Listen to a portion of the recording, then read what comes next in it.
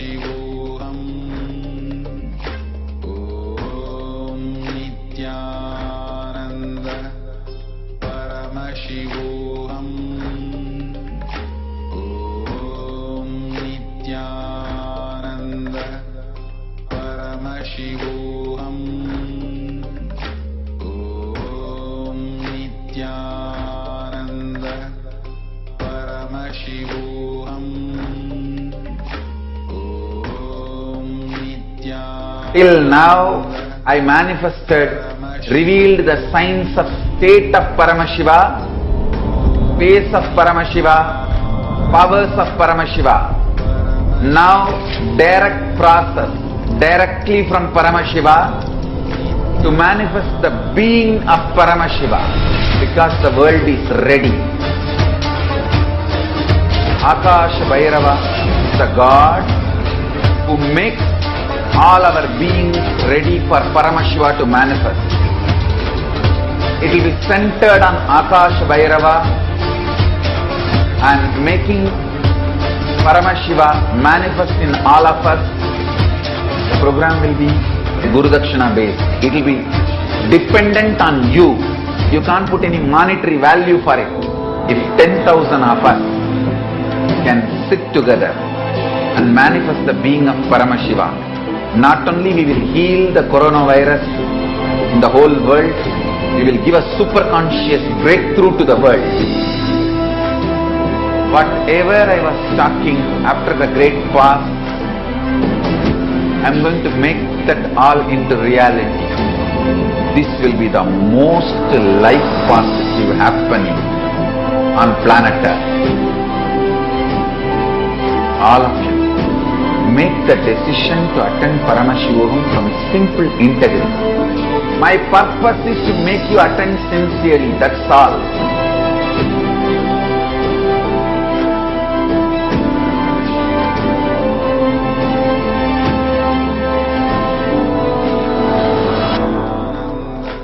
Given to his son Muruga, Subramanian, whatever you think as your strength, like how much cash you have, how much gold you have, how much money you have in the bank, what all properties you have, your secret passwords, passcodes, your strength secrets, you will tell only to your son or your daughter to whom you are going to give your inheritance.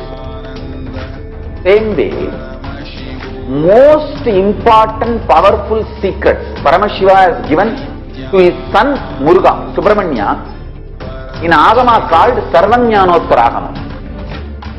All the powerful secrets the father will tell only to his son. It's too secret. I am going to open that Agama and give all the essence of all those secrets. Secrets of Charyapada, lifestyle, secrets of Kriyapada, secrets of Yogapada, secrets of Jnanapada. I'll make you all feel you are 16, not just physically, even mentally. You will all be romancing with the whole universe. No frustration, nothing, no corona, no depression, no bothering about economy, no sudu, no soranai, nothing. Next 16 days, no fantasy, only visualization, no delusion, only consciousness.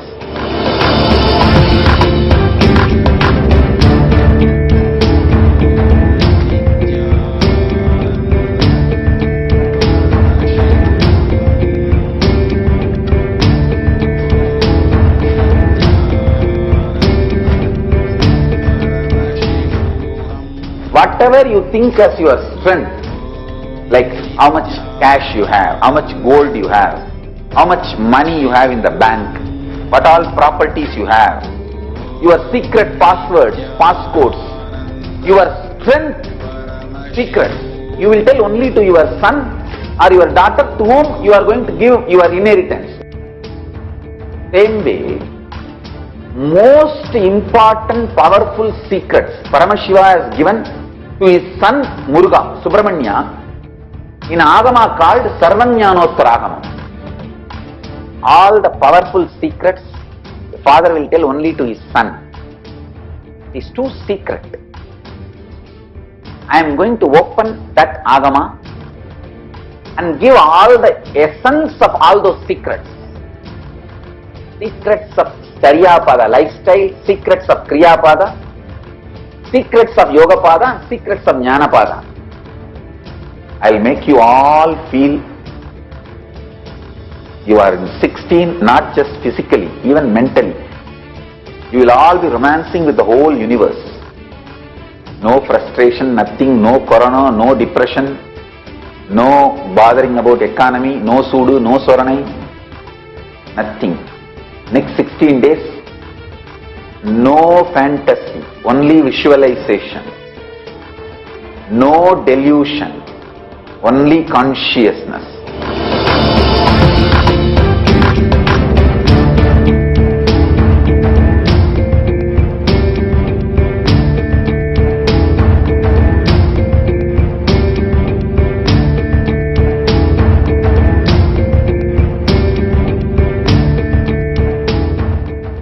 Whatever you think as your strength, like how much cash you have, how much gold you have, how much money you have in the bank, what all properties you have, your secret passwords, passcodes, your strength secrets, you will tell only to your son or your daughter to whom you are going to give your inheritance. Same way, most important powerful secrets Paramashiva has given to his son Muruga, Subramanya, in Agama called Sarvajnanottara. All the powerful secrets the father will tell only to his son. It is too secret. I am going to open that Agama and give all the essence of all those secrets. Secrets of Charyapada, lifestyle, secrets of Kriyapada, secrets of Yogapada, and secrets of Jnanapada. I will make you all feel you are in 16, not just physically, even mentally. You will all be romancing with the whole universe. No frustration, nothing, no corona, no depression, no bothering about economy, no sudu, no soranai, nothing. Next 16 days, no fantasy, only visualization. No delusion, only consciousness.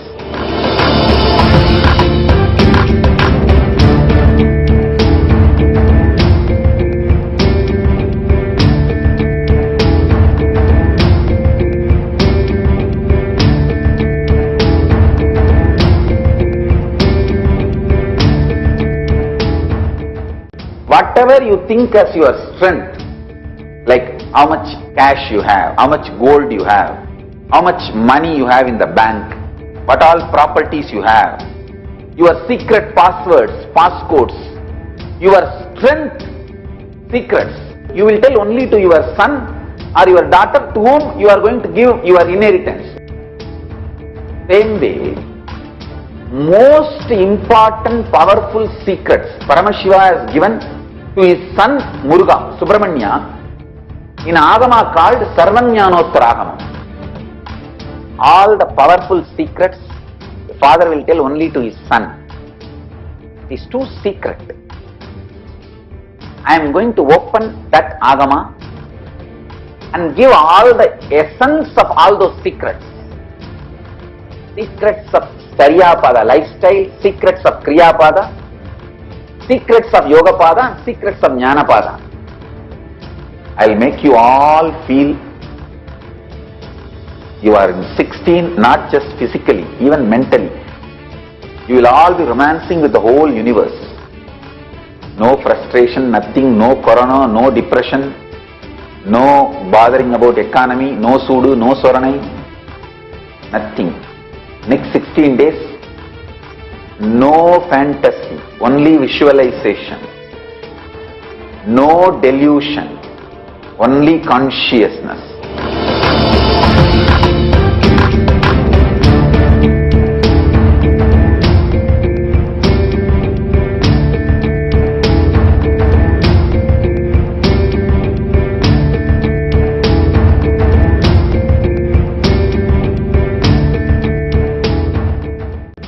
whatever you think as your strength, like how much cash you have, how much gold you have, how much money you have in the bank, what all properties you have, your secret passwords, passcodes, your strength secrets, you will tell only to your son or your daughter to whom you are going to give your inheritance. Same way, most important powerful secrets Paramashiva has given to his son Muruga, Subramanya, in Agama called Sarvanyanottara. All the powerful secrets the father will tell only to his son. It is too secret. I am going to open that Agama and give all the essence of all those secrets. Secrets of Saryapada lifestyle, secrets of Kriyapada, secrets of Yogapada, and secrets of Jnanapada. I will make you all feel you are in 16, not just physically, even mentally. You will all be romancing with the whole universe. No frustration, nothing, no corona, no depression, no bothering about economy, no sudu, no soranai, nothing. Next 16 days, no fantasy, only visualization, no delusion, only consciousness.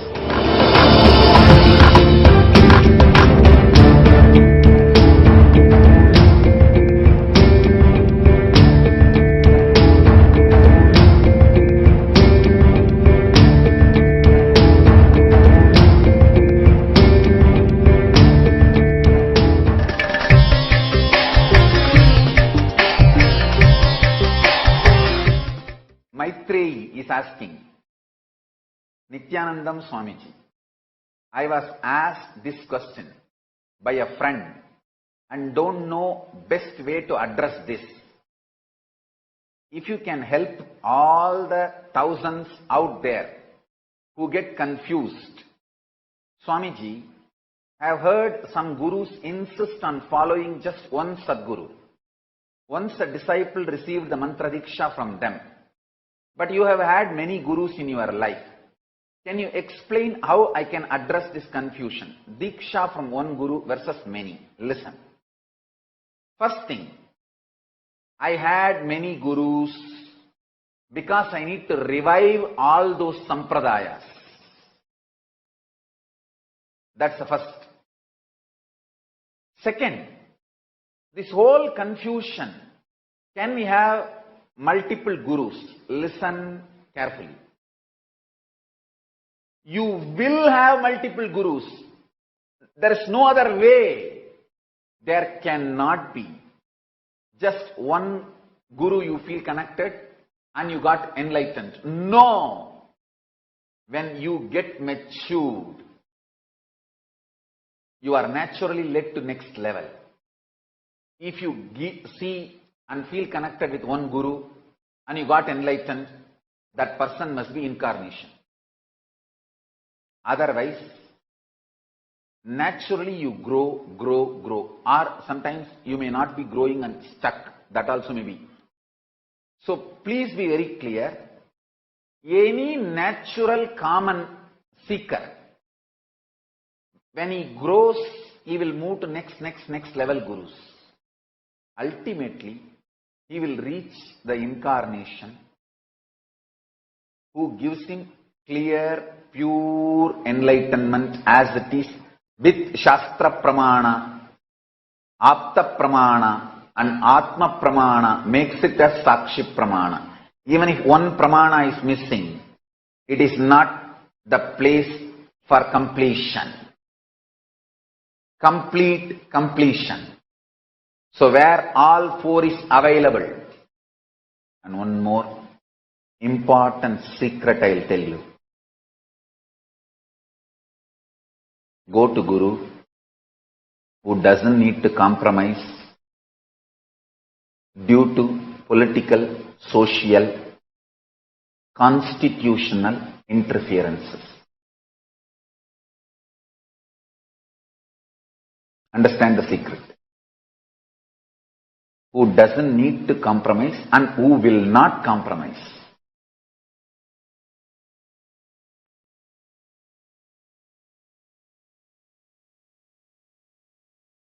the only Hindu guru who has religious and political freedom to teach the Hinduism as it is, uncompromising way, who is not interfered, harassed by anti-Hindu forces from outside Hinduism, the Hindu-phobic forces outside Hinduism, nor internally the different sampradayas hitting at each other. Man was liberated himself from both external attacks and internal conflicts, who stands with the pure integrity to Hinduism with the Shastra Pramana, Apta Pramana, Atma Pramana, and makes it a Sakshi Pramana for you. Go to that Guru. He will be an incarnation liberating you from beginning your journey to the ultimate one with Paramashiva.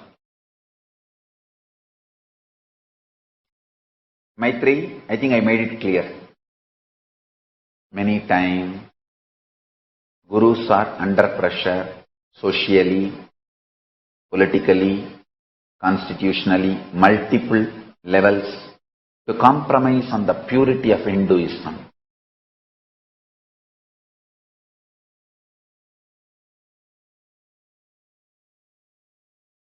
Paramashiva's grace, he freed me from all these pressures to keep the precious Hinduism alive in pure form.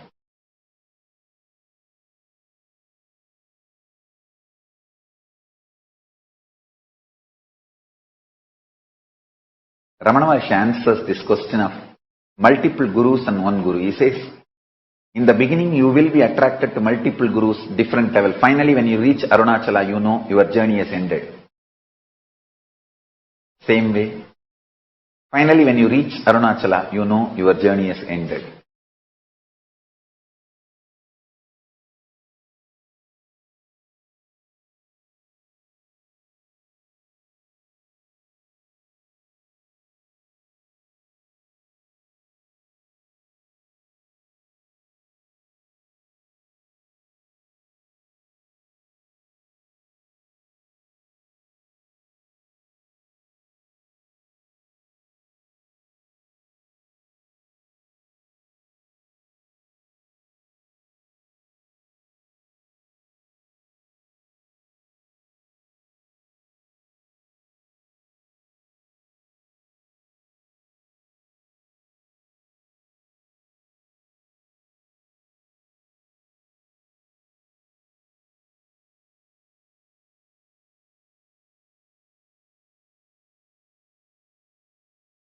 Whatever you think as your strength, like how much cash you have, how much gold you have, how much money you have in the bank, what all properties you have, your secret passwords, passcodes, your strength secrets, you will tell only to your son or your daughter to whom you are going to give your inheritance. Same way, most important powerful secrets Paramashiva has given to his son Muruga, Subramanya, in Agama called Sarvanyanottara. All the powerful secrets the father will tell only to his son. It is too secret. I am going to open that Agama and give all the essence of all those secrets. Secrets of Charyapada lifestyle, secrets of Kriyapada, secrets of Yogapada, and secrets of Jnanapada. I will make you all feel you are in 16, not just physically, even mentally. You will all be romancing with the whole universe. No frustration, nothing, no corona, no depression, no bothering about economy, no sudu, no soranai, nothing. Next 16 days, no fantasy, only visualization, no delusion, only consciousness.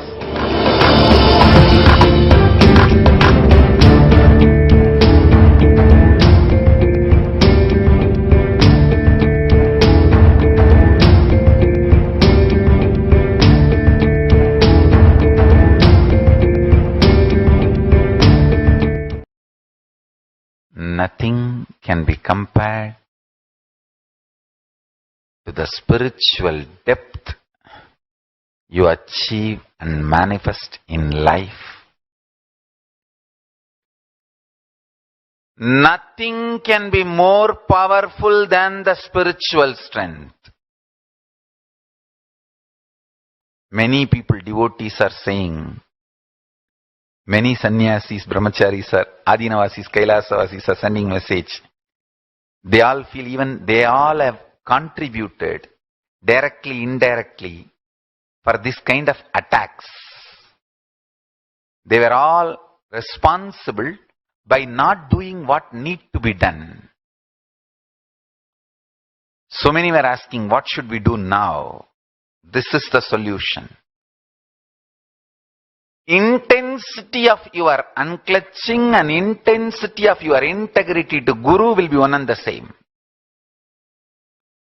Raise the intensity to unclutch.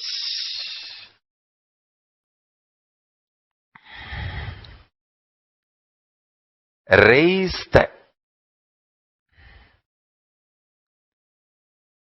intensity of your completion. Spend time in completion with yourself and with everyone around you.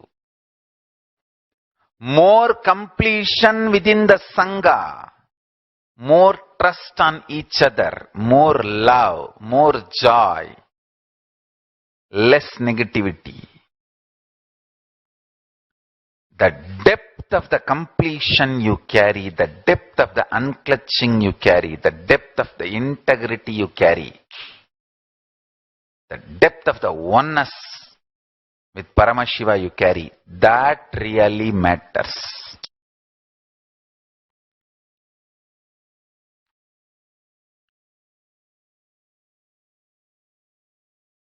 If at all I expect anything from my sannyasis, disciples, kailasavasis, devotees, I expect only this.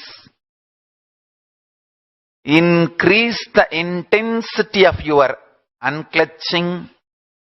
Increase the intensity of your A-I-R-E. Authenticity, integrity, responsibility, enriching, and completion. Raise the integrity with Paramashiva. Raise your intensity of oneness with Paramashiva. The moment you chant Mahavagya, you should be able to see him in your inner space alive.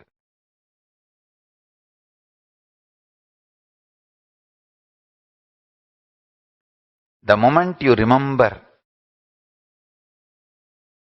the Master, you should be able to feel the Kundalini in your being, in your superconsciousness. Increasing the spiritual strength is the real work I want all of you to do. That is the real Sangha work. If you learn unclutching,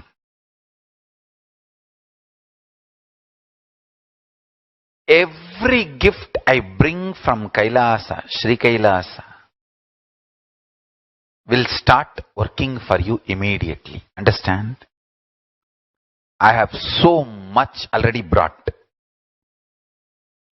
Actually, to tell you honestly, the science of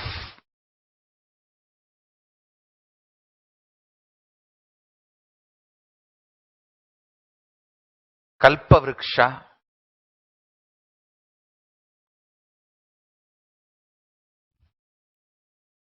the science of flowers and fruits from Kailasa. Listen carefully. Science of Parijata, Kalpavriksha, Kamadhenu, all are ready. I can make the DNA of Kamadhenu. I can make the whole root of Kalpavriksha. I can make the combination, the unique manifestation of Parijata. Everything is ready. I just need few hundred people who mastered unclutching and who are ready to be integrated.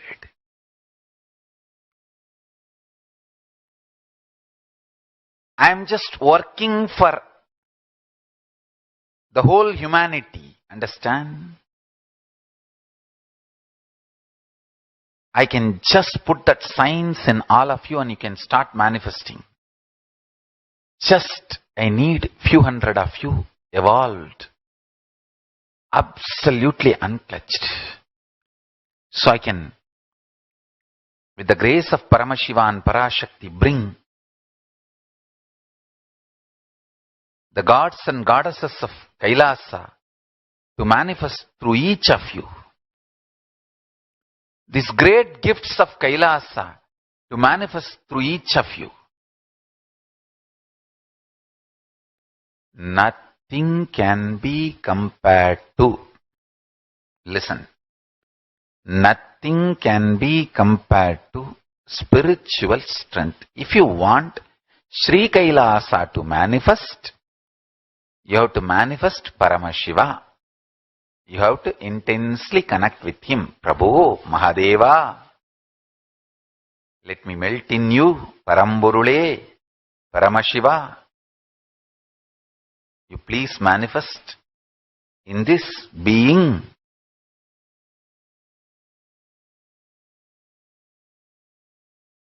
Nothing is equivalent to the spiritual strength.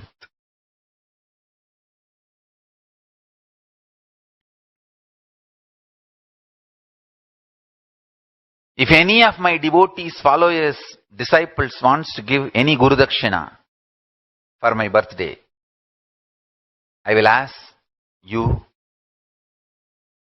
to be more and more integrated to Paramashiva. More and more integrated to Paramashiva. Listen.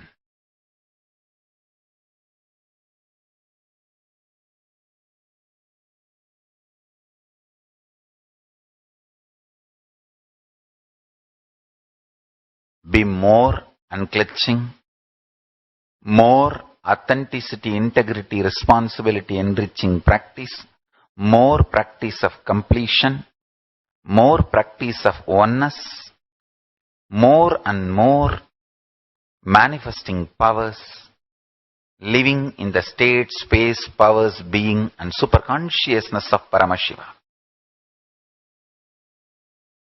If you ask me, how can we stop these attacks, abuses? This is the solution. Be more stronger spiritually. Evolve with more integrity. If each of us can raise in integrity, completion, unclutching, we can destroy the collective negativity of the universe. What the small abuses?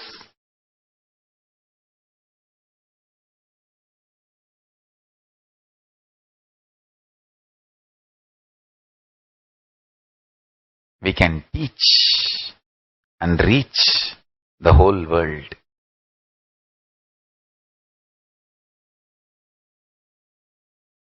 I tell you,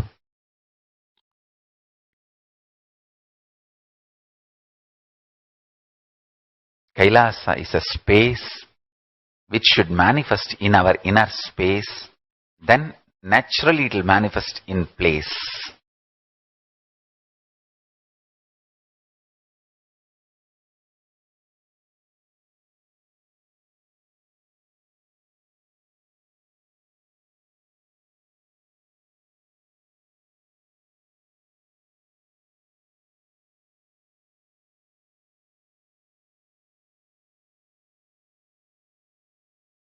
Understand?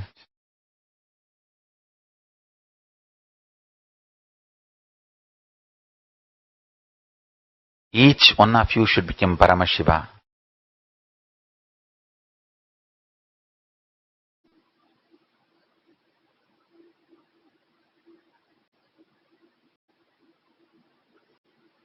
Nithyanandam Paramashivoham Kevalam Jnanamurtim Dvandvatitam Gagana Sadrisham Tattvamasyaadhilaksham Ekam Nityam Vimalamachalam Sarvadhi Sakshibhutam Bhavatitam Trigunarahitam Sadgurum Tam Namami.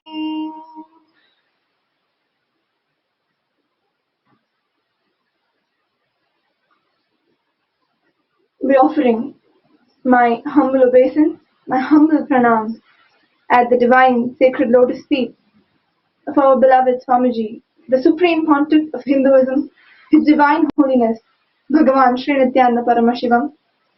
I welcome one and all who have joined us today on this auspicious morning for the Nithya Satsang.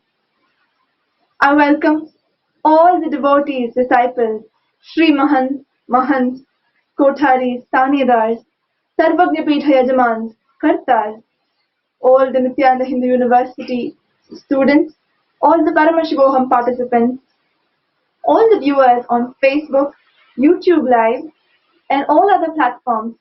I welcome all of you once again to join us while we prepare ourselves in the Leela Dhyana, while we prepare ourselves by listening and remembering the great truth to receive the Nithya Satsang, the truth directly from His Divine Holiness today. Thank you all for joining us. I know for many of us, we have joined from all around the world, from various different time zones. For some of you, it's a good morning. For some of you, an afternoon. For many of you, night. And many, I know, in the midnight also, who tune in every day just to give yourself these few hours of recharging yourself, of reconnecting yourself to Swamiji, to your source during this time of the Nithya Satsang. So, thank you all for joining us, and today, during the Free Satsang segment, we will be seeing a very, very interesting, a very beautiful aspect of the life of Swamiji, and connecting to one of the deities, the energies of Surya and the Navagrahas, the Surya, the Navagrahas. We will be seeing the various experiences of His Divine Holiness and how His Divine Holiness is reviving the science of Navagrahas and how He is going to give us the opportunity to connect to Him, to connect through Him to the Surya the Navagrahas today during the Paramashivoham program. Before that, let us quickly remind ourselves of what we saw yesterday in the theme for the Paramashivoham program yesterday. Yesterday during the Paramashivoham program, the 16-day program that His Divine Holiness has been personally conducting for the past 4 seasons now, and today we're in the 5th season, back to back, continuously, consecutively, every 16 days, His Divine Holiness has been making Himself available, offering this program to humanity, open to everybody, where you can join from the comfort of your home. Just all you have to do is register and log in, and you see yourself as a part of this 16-day program where you are guided completely through all kinds of spiritual processes, completion processes, darshan, power manifestation sessions, where at the end of the 16-day program, you are completely a new being in itself.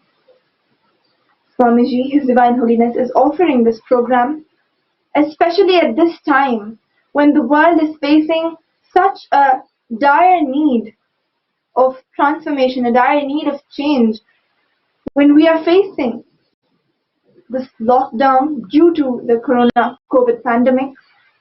Thousands, lakhs of people are losing their lives. Millions are living, fearing for their lives. And at this time, His Divine Holiness sees it as a necessity and takes up the responsibility to give the whole world a super conscious breakthrough. To not just relieve the world of COVID-19 and its consequences, its effects, but to give the world a super conscious breakthrough, the very cause for which we are even having to face this pandemic, making us understand why and taking us to the next level.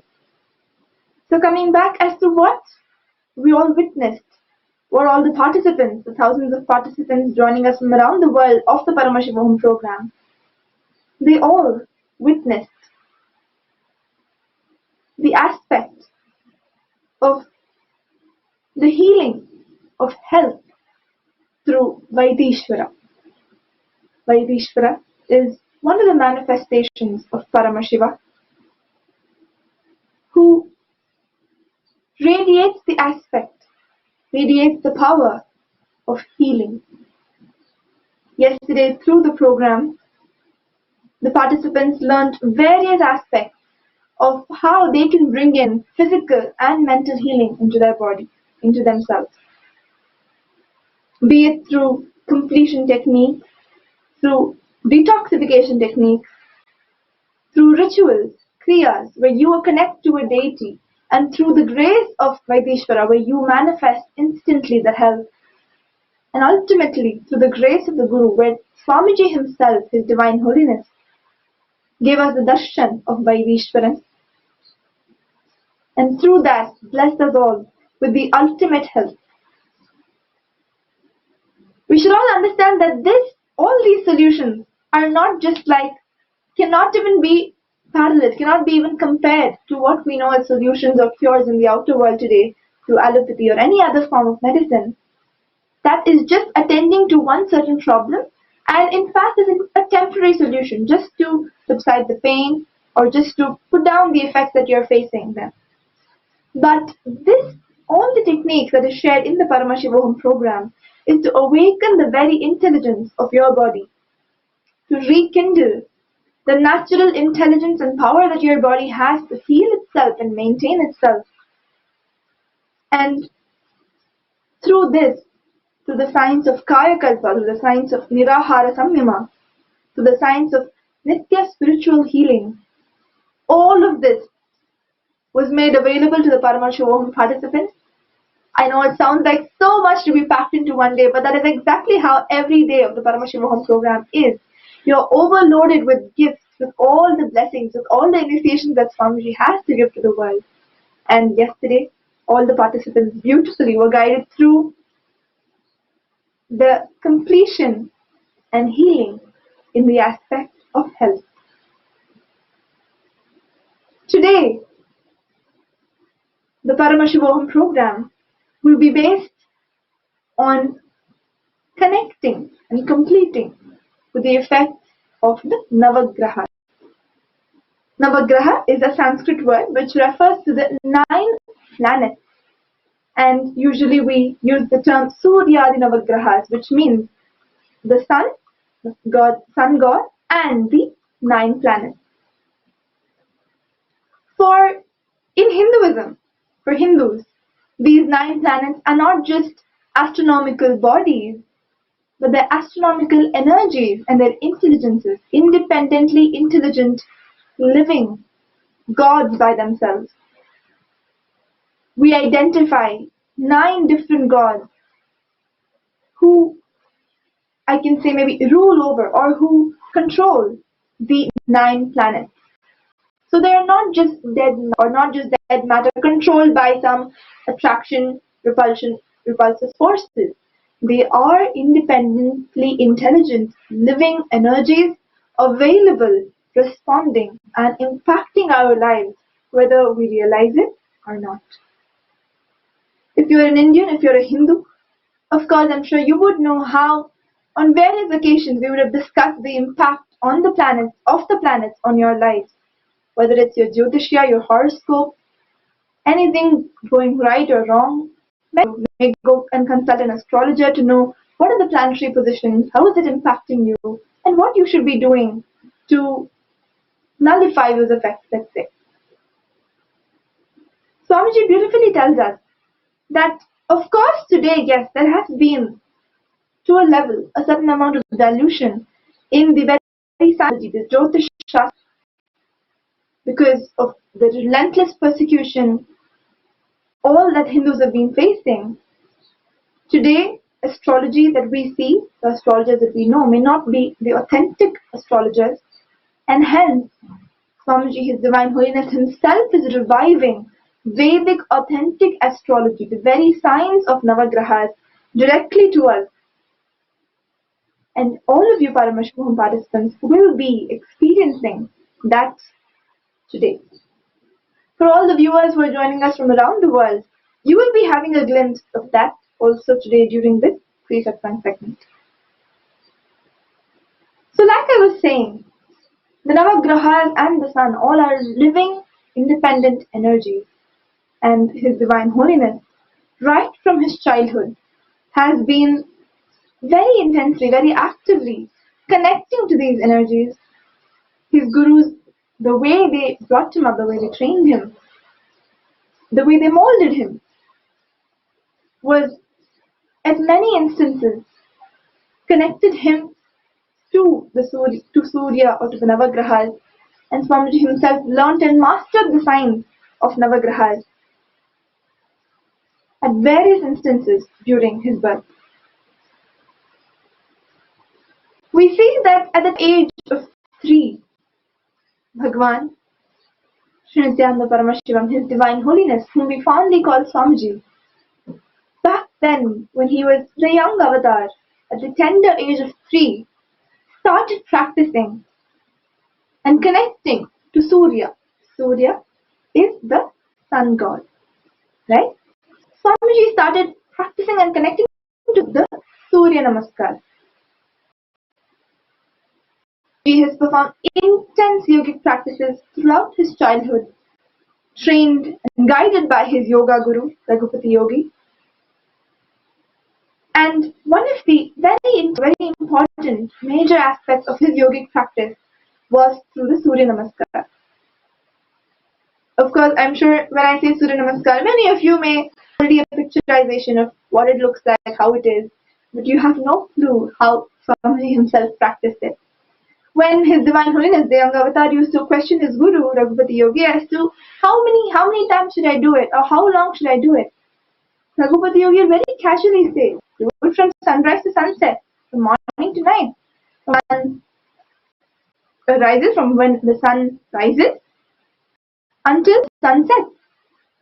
And so, out of his simple integrity, Bhagavan would be totally integratedly doing the Surya Namaskar right from morning until the sunset, intensely connecting with Surya and maintaining his integrity to his Guru.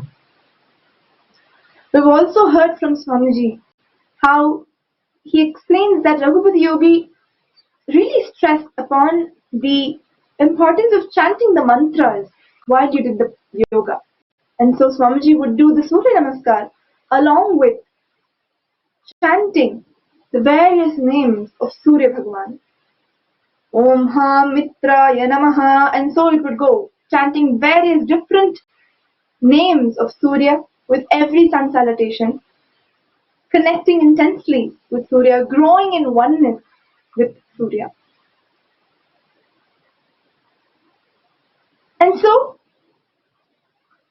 in the life of the avatar, when we see, there is one instance which is very significant in terms of Navagrahas and Surya, which is an incident that Bhagavan shares when he was living with Arunagiri Yogeshwara.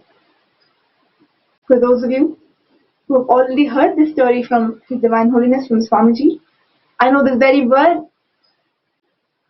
we have a chill running down our spine, something that just lights up, that brightens up within our system. But for those of you who do not know, Arunagiri Yogeshwara is the Guru of Bhagavan, of His Divine Holiness, the very embodiment of Paramashiva, who made himself available in the physical plane just for Swamiji, just for His Divine Holiness, spending 9 months intimately, exclusively, just with Bhagavan, transmitting, teaching, giving him all the experiences that he needs to know to transform the world later. All of that in the span of 9 months. The avatar of Paramashiva, teaching Paramashiva. So both, we see beautifully Paramashiva playing the role of Guru and disciple. During this Leela, during these 9 months of Guru-disciple relationship with Arunagiri Yogeshwara, Arunagiri Yogeshwara teaches the science of astrology, Jyotisha, and the Navagrahas to Swamiji. And when I say teach, it is not just how we know, just a transmission of information. No, it is a transmission of very experience. And it is not just through words.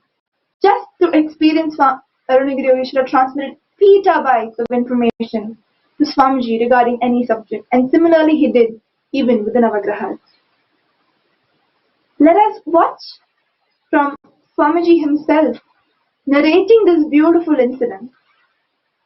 Just the very Leela Dhyana, learning and listening and soaking in the Leela of the Avatar itself can entangle you, give you that experience of quantum entanglement, and give us that same experience that Bhagavan experienced with Arunagiri Yogeshwara.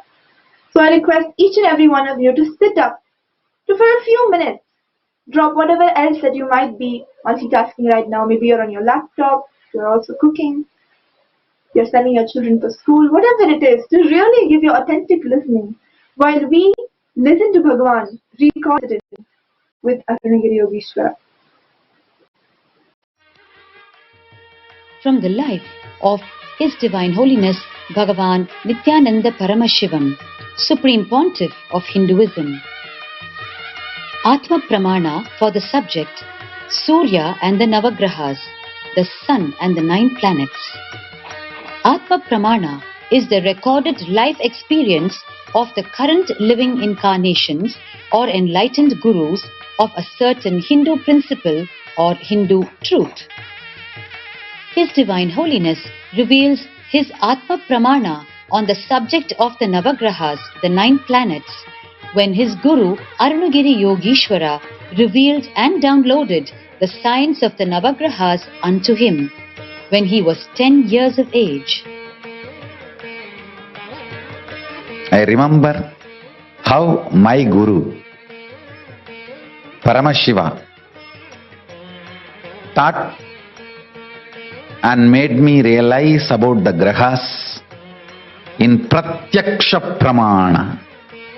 My Guru Arunagiri Yogeshwara, how he taught me this whole science as Pratyaksha Pramana. Still now I don't think I have spoken about it in public. First time I am going to talk. Understand? One day, I was sitting at the feet of Arunagiri Yogeshwara and he was talking about so many things, and suddenly the conversation turned into grahas. He spoke about Navagrahas.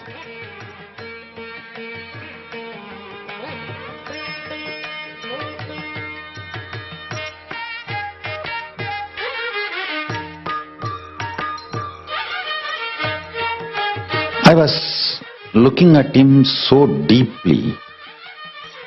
Literally everything he was revealing was getting into my system. So deep, like if he utters one word, like a condensed 1 petabyte material, information will be transformed into my system, transferred into my system. Listen. The number of words spoken, the quantity and quality of the knowledge transmitted was not matching. That is why I am saying Paramashiva teaches in silence. Listen carefully. When we say Dakshinamurti teaches in silence, it is not that he never utters a word, but the number of words uttered and the quantity and quality of the knowledge, information transmitted, the wisdom transmitted, does not logically connect or equate, rationally inexplicable. Just by a word, he will transmit almost 1 petabyte information.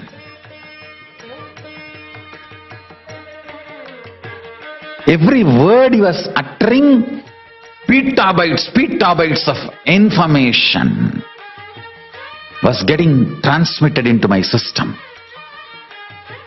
The system was getting loaded.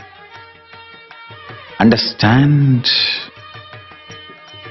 This is unique knowledge transmission method of Sanatana Hindu Dharma.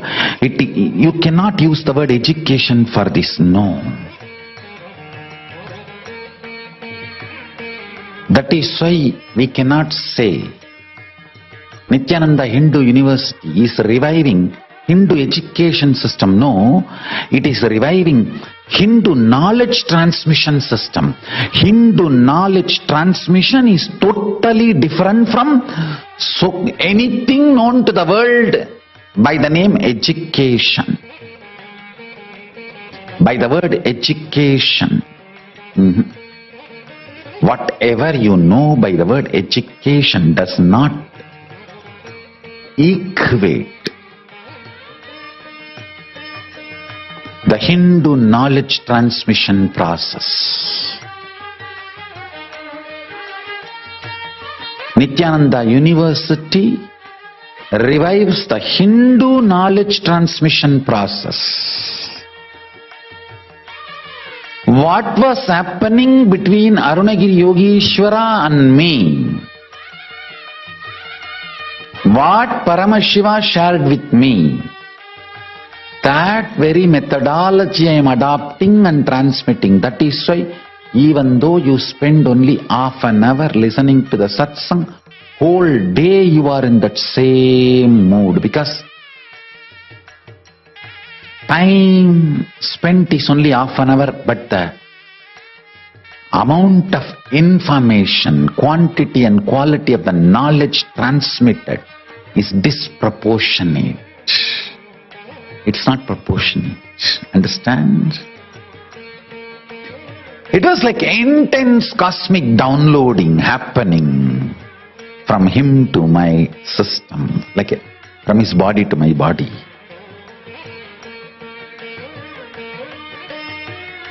Suddenly, maybe the reasons known only to him, he decided to teach the whole science of Navagrahas, showing directly the grahas to me.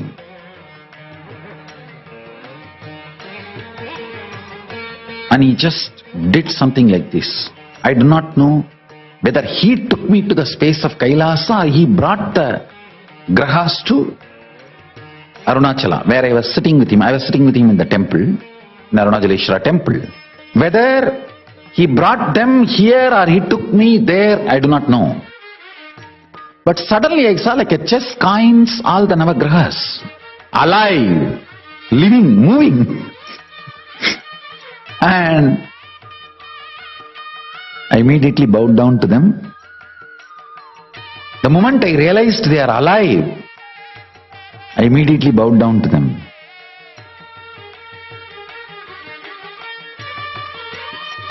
Because I bowed down, I remember very clearly that they were alive, not stone replica or a small toy. No. They were alive, breathing, smiling, fully conscious. Immediately I bowed down to them.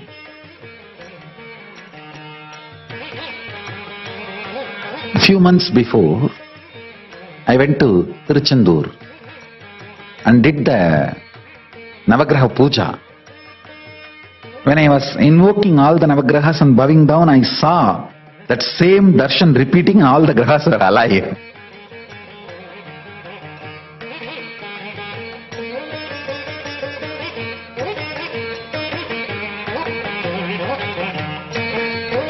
They were all blessing.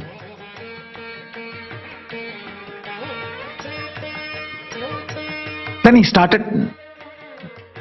talking about every graha and explaining who holds what energy and who does what responsibility, and the whole science he transmitted into me, the whole knowledge of Jyotisha.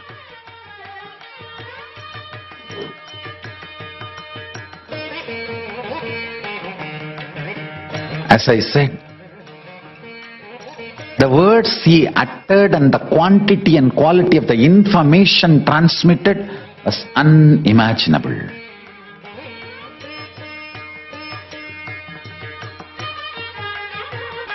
He also taught me an important sacred secret. If you can bring a powerful cognition in you and do dharana, dhyana, samadhi on that powerful cognition and be humble to the grahas, understand? Humbleness pleases the grahas. Be humble to the crows, Sunny will be blessing you. Humbleness pleases the grahas. Whenever you are humble, be very clear, graha doshas are getting solved. Somebody asked me, why were you bowing down so much for the priests who came from Tiruvannamalai? I said, they are representatives of Paramashiva. They touch Mahadeva's physical form every day. Muppodum Tirumeni Tinduvar. They may not know whom they are touching. I know whom they are touching. Be humble to Brahmanas. Shukracharya and Brihaspati will be completely pleased with you.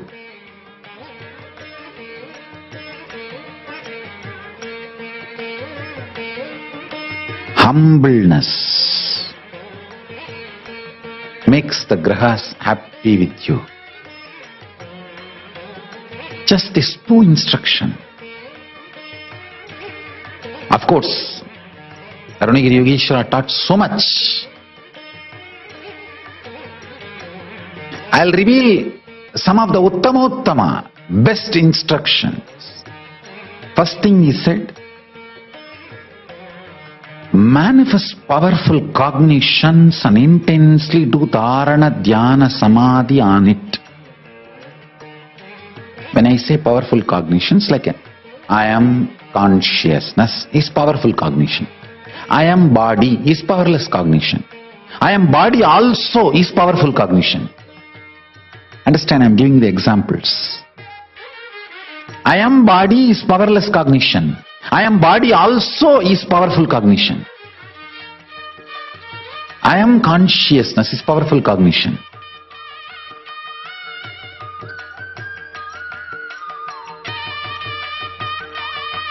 Collection of the bunch of powerful cognitions is Sankhya Yoga. Kapila compiled all the powerful cognitions together and presented to the world as the Sankhya philosophy. Sankhya Shastra, Sankhya Darshana. Listen.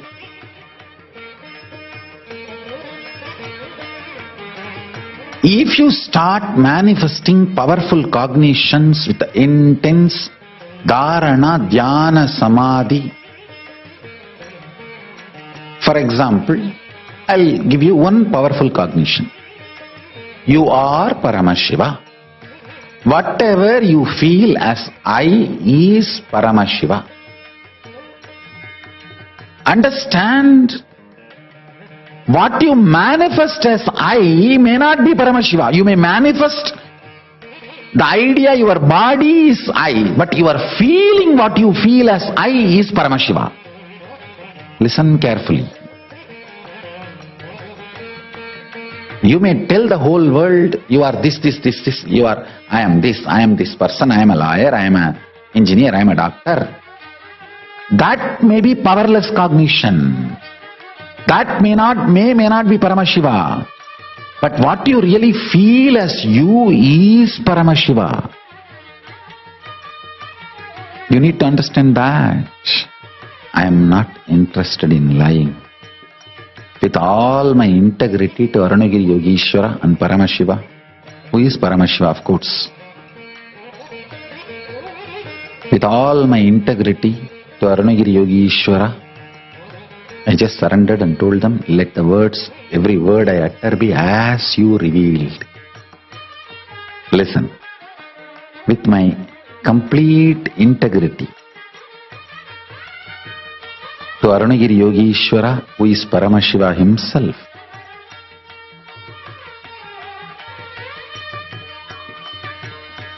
I am revealing as he revealed to me.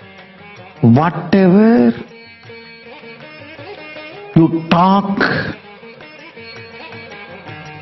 you show, you explain, you manifest, may not be Paramashiva, but whatever you feel as I is Paramashiva. Understand? He has taken me straight to the source of the universe and revealed those very truths. I am letting him reveal through this body to all of you. Listen carefully, precisely. If you decide you are Paramashiva,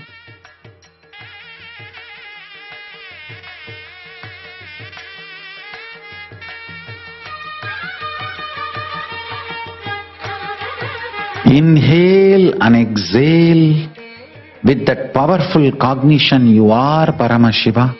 That is pranayama. Let your whole inner space be withdrawn into this one cognition you are Paramashiva. That is pratyahara. Let your whole inner space flow with this one truth, powerful cognition. You are Paramashiva. That is dharana. Let your whole inner space be centered. Feel full. That you are Paramashiva. That is dhyana. Let your whole inner space be absorbed and dissolved into the powerful cognition you are Paramashiva. That is samadhi. Whenever you do samyama, understand? Pratyahara, dharana, dhyana, samadhi. These four put together is called samyama. Some commentators say dharana, dhyana, samadhi, these three put together is samyama, like Swami Vivekananda. But some of the traditional commentators say pratyahara, dharana, dhyana, samadhi, all the four put together is samyama. Whatever it is, let me reveal as Paramashiva revealed it to me, to you all. Let him reveal as he revealed it to me. As per Paramashiva, pratyahara, dharana, dhyana, samadhi, all four put together is called samyama. Whenever you do a samyama on powerful cognition, and powerful cognition manifests, you manifest the state, space, powers and being of Paramashiva. Whenever you manifest any powerful cognitions revealed by Paramashiva, compiled by Kapila, and be humble to the grahas. Grahas support you, protect you, liberate you from any malefic, evil, negative effects. Listen carefully. I am revealing the whole science. There are multiple powerful cognitions. Whenever you do samyama on any of the powerful cognition and manifest that powerful cognition as powers, and be humble to the grahas, means being humble to the grahas is what I call doing graha puja. Navagraha dosha santi nivarana pujas. Understand? That is the way you convey to them you are humble. Just because you are manifesting powers, powerful cognitions, you are not arrogant, you are humble. Understand? Be humble to brahmanas. Be humble to animals. Be humble to grahas. Humbleness makes the grahas decide not to humiliate you. If you are humble, they will never humiliate you. I am so happy Paramashiva is just manifesting precisely and revealing, putting everything in the words in a precise way all of you can understand. I feel job satisfaction. Listen. Many times people ask me, Swamiji, if you do samyama, if we do samyama, what we manifest will be siddhis. Patanjali also says Vibhudipada. He gives multiple powerful cognitions and asks us to do samyama, and then this siddhis powers will manifest. And what's the difference between those siddhis and what Swamiji teaches us Shakti? What's the difference? Please understand. The system Paramashiva is sharing with you all through this body, through me.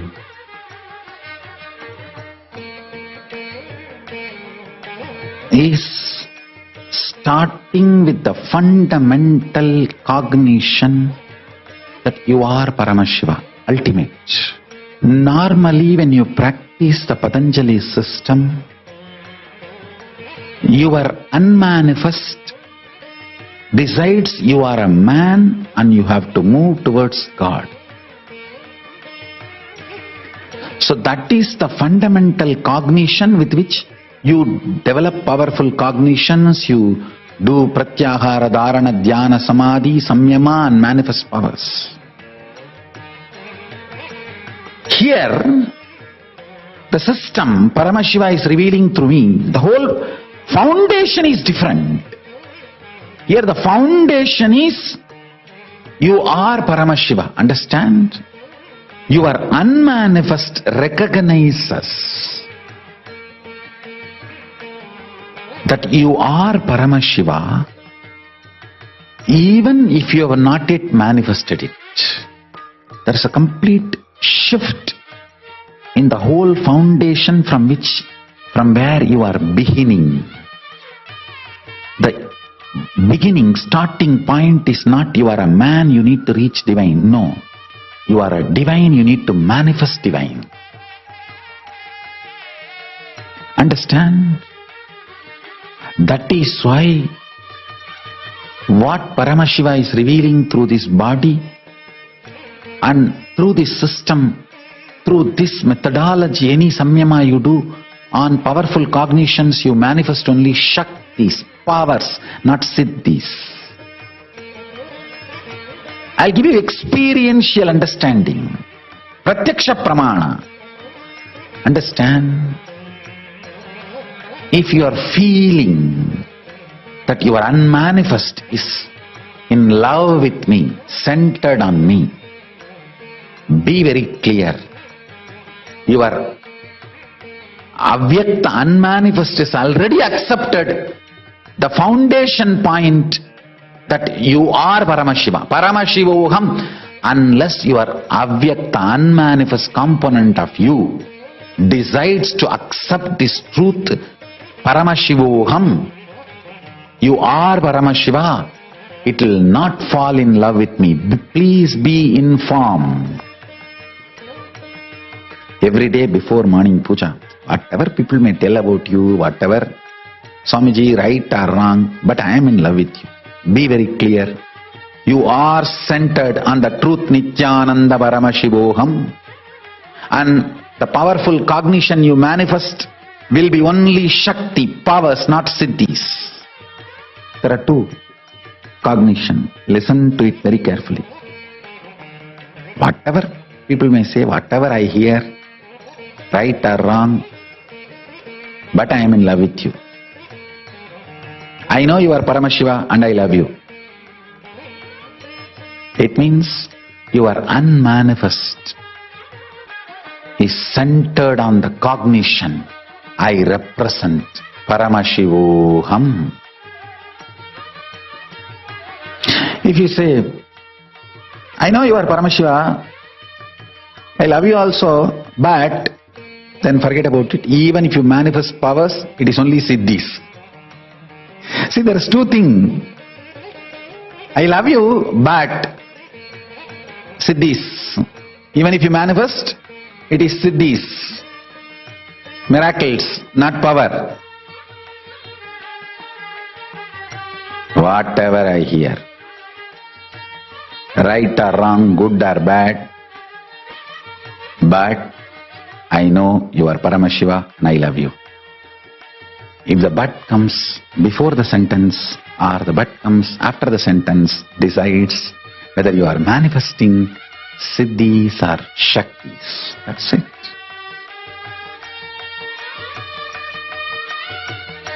Whatever it is, but I love you. I love you, but there is a big difference.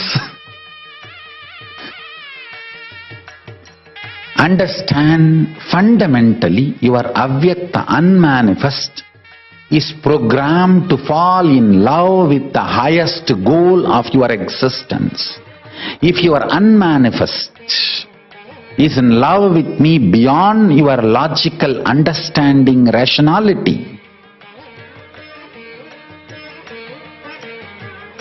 you are manifesting powers, Shakti.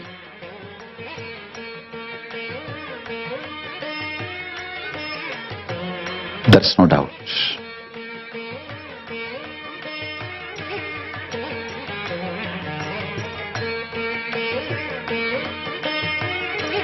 If not, even if you manifest powers, it is only Siddhi. Maybe for some time, till you have your ability to practice, it will continue. But good, Siddhi also not wrong, okay. Good beginning. But Shakti will be permanent, eternal. Because you are grounded on Paramashiva. Understand? Every powerful cognition grounded on Guru Bhakti manifests as powers, Shakti. Otherwise, surely it manifests Siddhis.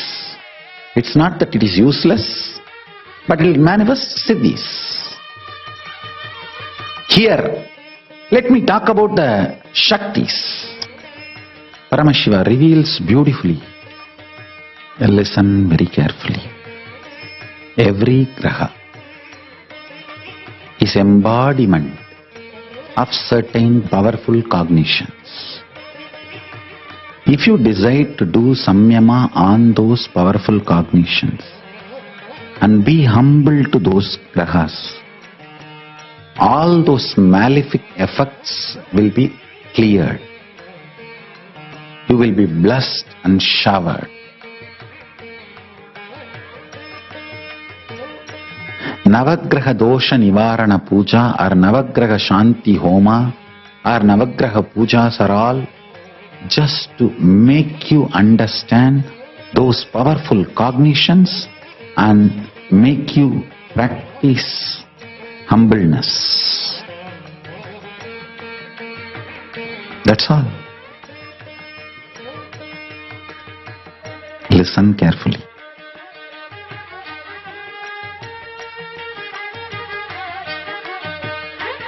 I'll reveal more and more whatever Mahadeva has revealed, Paramashiva has revealed to me. Now let me come back to the story. He showed all the grahas and taught me the whole thing. Then after everything was done, he just moved the hand. I don't know whether he brought me back to this planet Earth or he sent the grahas back to their place. Everything was normal. And it was too much, I tell you. I was in awe. Anyhow, the whole knowledge transmission was done. Then I asked him, Swamiji, did you take me there and showed the planets, or did you bring the planets and showed me here?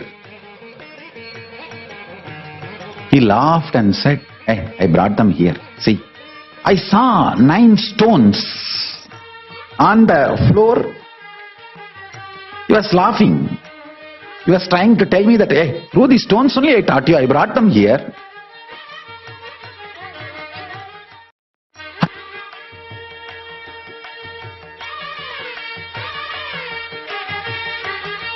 I said, then what was happening there? If the grahas are not there, what would have happened to the world, planet Earth? If somebody looks up, if the sun is not there, what will happen? He laughed and said, I froze the time, nobody was allowed to look up. Please understand. I am telling as it happened. That's why I told him, please you reveal, you utter the right words. I wanted the whole thing to be integrated. In integrity, with integrity. Let complete integrity be maintained with Paramashiva.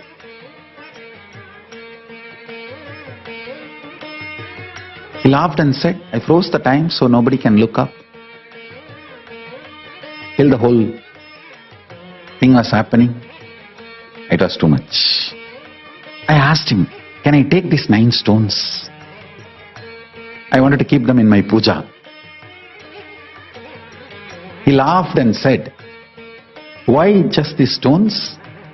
I'll install them, I'll put them in a land which will be later on, can be beautiful temple. He just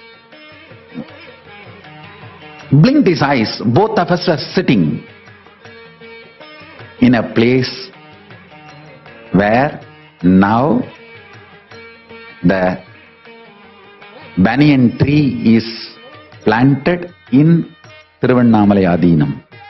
That is precise spot. That was the spot. He put all the 9 stones and we both were suddenly sitting there. We just disappeared from the temple and appeared here. And he pushed all the 9 stones on the ground and said, this place will radiate the powers of Navagrahas. Later on, you will understand why I did this here.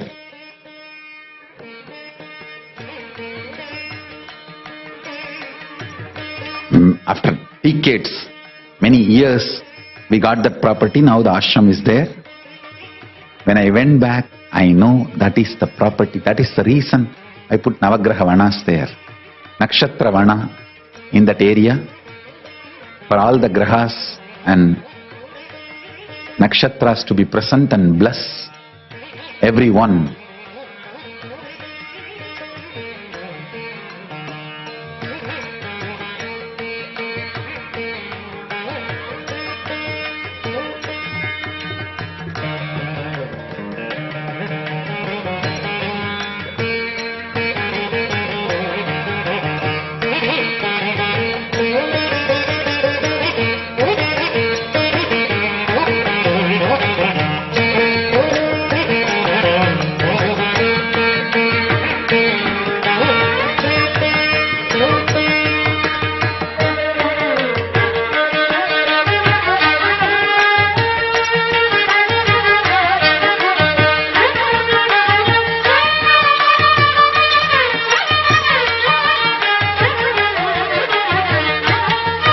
Everyone, whoever goes and sits and meditates on Arunagiri Yogeshwara there, with the powerful cognition of Paramashivoham, Arunachala will bless, Arunagiri Yogeshwara will bless, Paramashiva will bless and liberate all of them from all the malefic effects of planets. Go and sit in the Navagrahavana, Nakshatravana and meditate on the powerful cognition. Do samyama on the powerful cognition. Nithyananda Paramashivoham. You are Paramashiva. Chanting Mahavakya. Do samyama.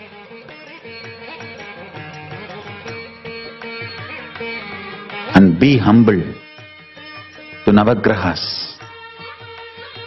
Be humble to Navagrahas.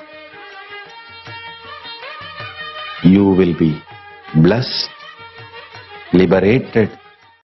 No malefic effects will touch you. You will be free from all malefic effects and you will be only blessed and supported and blessings will be showered on you.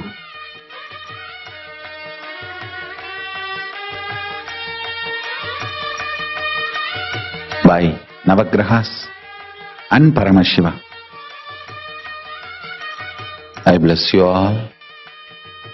Let the grace of Paramashiva be on all of us and liberate all of us from all the ill effects of planets.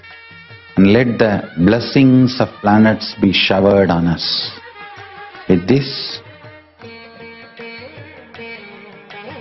today, His Divine Holiness captures the energies of the Navagrahas in the Navagraha Mandala, a spiritual alchemy product which he gifts to humanity as an energy field by itself that supports one's journey of living enlightenment from one's own home.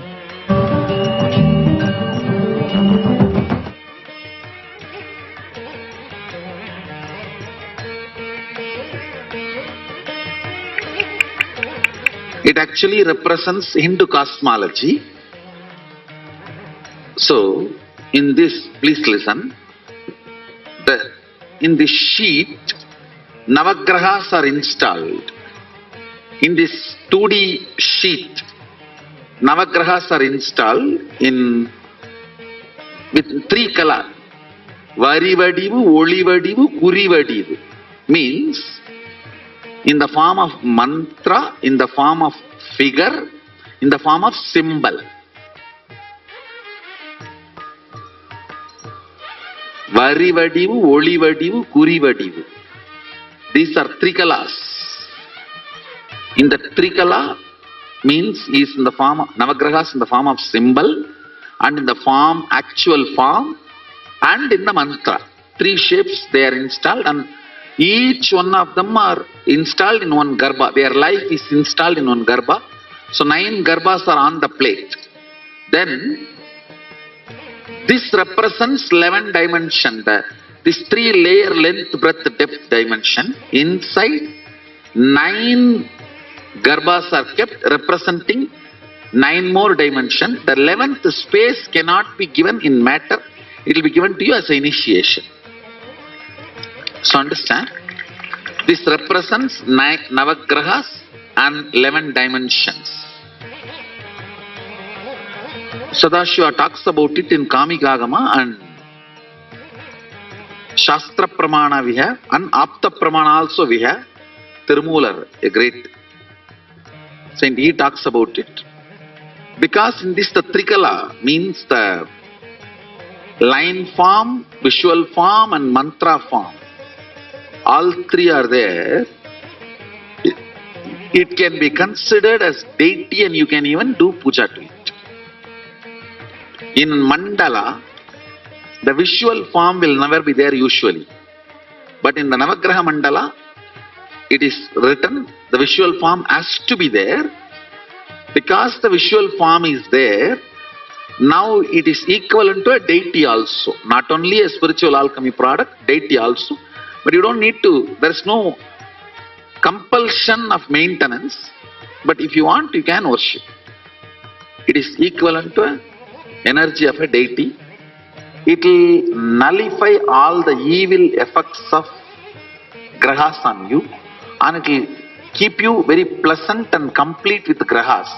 So naturally, they will not behave with you like a sadist. They will inform you, support you, and evolve you. See, I tell you, all the 9 grahas have been given a command by Sadashiva. Making every being experience Sadashivatva is their responsibility. Either by giving you right experience or wrong experience, they educate you to manifest Sadashivatva. Now, they will make it more easy for you. That's all. There will not be rude shocks, surprises, collapsing, waste of time, all that. So it will keep you in the space of completion with grahas.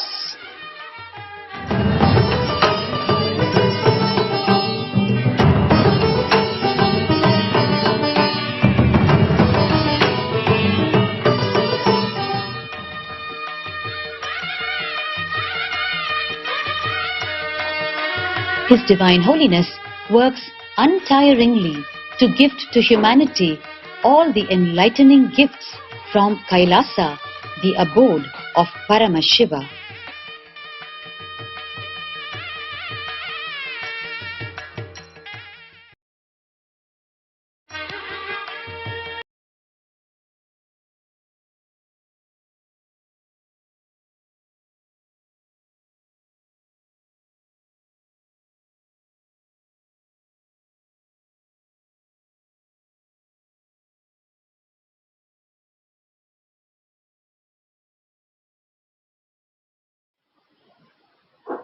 That was such a beautiful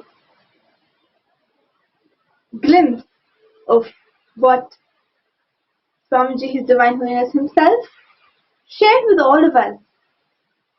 Those sacred secrets that was revealed to by Arunagiri Yogeshwara himself about the Navagrahas, about the science of Navagrahas, and how so playfully, so casually Arunagiri Yogeshwara transmitted so much petabytes of information to Swamiji just through initiation. And that is exactly what His Divine Holiness is doing for each and every one of us today through the Paramashivoham program, initiating each and every one of us into the science today, into the science of Navagrahas, into the science of completing with the Navagrahas, any ill effects to the Navagrahas, just through teaching us the sacred secrets and just through his initiation, ultimately giving us darshan itself, the Bhava darshan, as Shiva Surya. Another beautiful saying that we have in Sanatana Hindu Dharma is that whatever the Navagrahas, whatever the ill effects or whatever the effects, whether good or bad, whatever effects that we have on our lives, due to the planetary positions, whatever impact it is having on our lives can just be changed, nullified, transformed in any which way through the Guru's grace. It is that at the time of birth, the planetary positions that, or however the planetary positions are during the time of birth, that gets recorded, that gets imprinted, and that determines the flow of your life. And that is what we call as the horoscope or the Jyotish Shastra. Swamiji beautifully explained, it's like that time of birth is like that one moment when the shutter of the camera opens and the film is exposed to light. So whatever is imprinted on the film, that is what, when you produce it later and you make the photograph, that is exactly what is going to be seen in your photograph. So similarly, whatever is the planetary position during the time of birth, that is what will be impacting your life in future also. But, and that is what we call as what Brahma writes for us. right? But Swamiji also says that by the Guru's grace, he can step in, intervene, and change, alter the impact that it has to have. Whatever these Navagrahas, whatever they are trying to teach you, giving you that intelligence, and also removing the aspect of suffering from whatever you need to go through that may be written in your horoscope. We have heard multiple instances when devotees have had, as per their horoscope, are meant to go through something, are meant to go through some suffering, something. Of course, all the suffering only for a good cause, but by the Guru's grace, he's able to completely remove that suffering from our lives. Make it as minimal, whatever minimal thing that you need to go through to make you understand, to make you have that breakthrough. And make your life such a smooth flow. Going on into another incident from Bhagwan's life, from the life of the Avatar, is another incident with Arunagiri Yogeshwara himself. Of course, there is no dosha, no Navagraha dosha for Bhagwan himself. He is the avatar of Paramashiva. But this is another incident of how Bhagwan sees his Guru, Arunagiri Yogeshwara, play with the planets, play with the sun and moon, just for Swamiji. This incident is sometime around the year of 1988, when Swamiji was around the age of 10. And he was still in that 9-month period of intensely experiencing that Guru-disciple relationship with Arunagiri Yogeshwara. And this incident is on one day when Arunagiri Yogeshwara told Swamiji that on that day he was going to be ritualistically initiating Swamiji, ritualistically initiating the young avatar. So through the whole interaction that Swamiji had with Arunagiri Yogeshwara, every moment was an initiation. But at this time he said, I'm going to ritualistically initiate you, as per the Agamas. How you have to give the Guru Dakshina, whatever ritual the Guru has to do, whatever ritual the receiver, the disciple has to do. Everything Arunagiri Yogeshwara wanted to perform it ritualistically. So he informed Swamiji to prepare for the ritualistic initiation. And for that would mean that Swamiji, His Divine Holiness, would have to get a few things, a few items ready for the initiation, which would mean a fruit, a betel leaf, some betel nuts, a cloth to keep everything in, a few rupees as dakshina. Dakshina is the offering of gratitude to the master. So whenever you receive a ritualistic initiation, a ritualistic diksha, you offer something in return. You do not just go empty-handed to your Guru when you receive diksha. And hence, all this Guru Dakshina Swamiji had to collect for the ritualistic initiation. In order to do so, he goes to his grandfather, Swamiji's grandfather, who had a shop, who owned a shop, and anything, all of his needs, his grandfather was able to fulfill him. So he goes there and he asks for these items as Guru Dakshina, and his grandfather never refused. He always supported him. An important thing is, before Arunagiri Yogeshwara sent the young avatar to prepare for the initiation, he mentioned one thing, saying that the initiation has to happen before sunset. So prepare to come back before sunset. He said okay. And he goes to his grandfather's shop, to prepare for the initiation, to buy all the items. And when on reaching the grandfather's shop, his grandfather provides him with whatever he needs. And Swamiji, the young avatar, knows very clearly that it is nearing sunset. The sun is going to set very soon. He needs to hurry up. But he also had this desire for taking a few more coins. At that time, Guru Dakshina itself, Swamiji says, well, just 4 annas, or just 4 paisa. And maybe all the other items would come in just within 1 rupee or 1.5 rupees. But beyond that, Swamiji wanted a little more money, not for himself, of course, just to go back to the temple and maybe buy something more for Arunagiri Yogeshwara himself. But he was having this casual greed, if we can call it, for little more money. And he was just waiting on at the grandfather's shop, even after he got whatever he needed for Guru Dakshina. He was waiting on and seeing whether nagging for a little more money. And his grandfather noticed that Swamiji was waiting, and this is what he was wanting to say, he was trying to nag for a little more money, and grandfather smiled and signaled to the cashier to just give a few more coins to Swamiji. So it's just maybe just a few coins, maybe a few more paisa after all.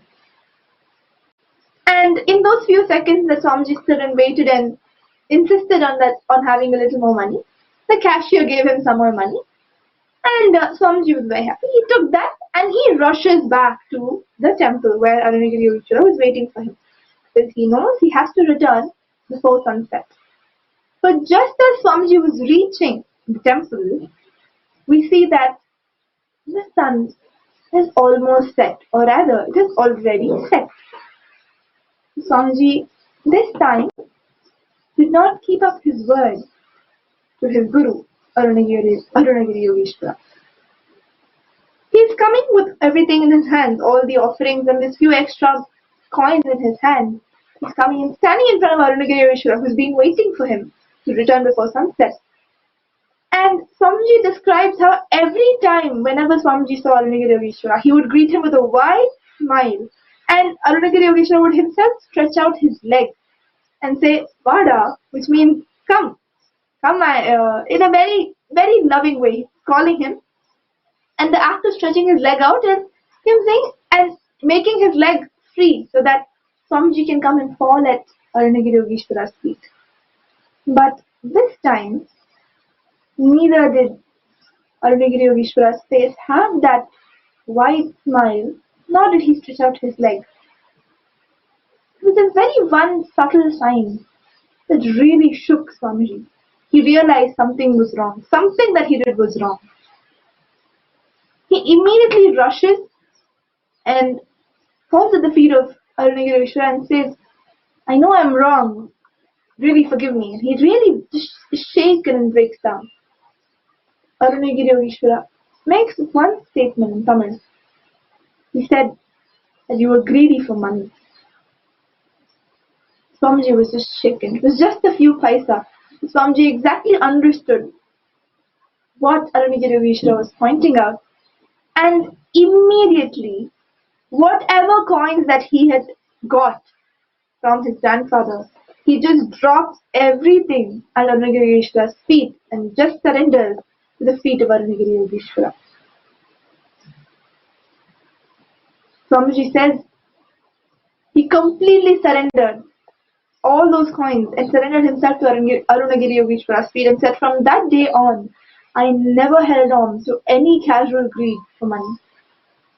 The minute Swamiji immediately surrendered and dropped all the greed, dropped those coins at Arunagiri Yogeshwara's feet, Swamiji explains how Arunagiri Yogeshwara now held Swamiji by the shoulders and brought him up face to face.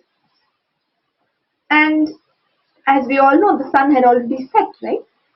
So now, after Swamiji surrendered everything, Arunagiri Yogeshwara holds the head of Swamiji, the young avatar, and turns it around towards the direction where the sun had already set.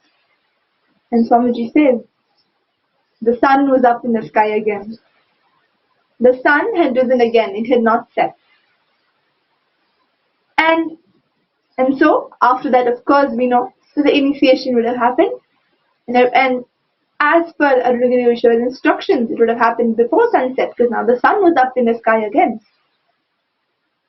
We might all be wondering, how is this possible? How can the sun be up again in the sky? Well, of course, that is the power of Guru. That is the power of Paramashiva, of Arunagiri Yogeshwara. And when the autobiography team, while compiling the Leelas, the stories of the young avatar, when they researched upon exactly around the same time when Swamiji told us about this incident, the year 1988, around these few months of August, we found that the evidence for the second sunset that very clearly records that on August the 15th, 1988, there were two sunsets in one day.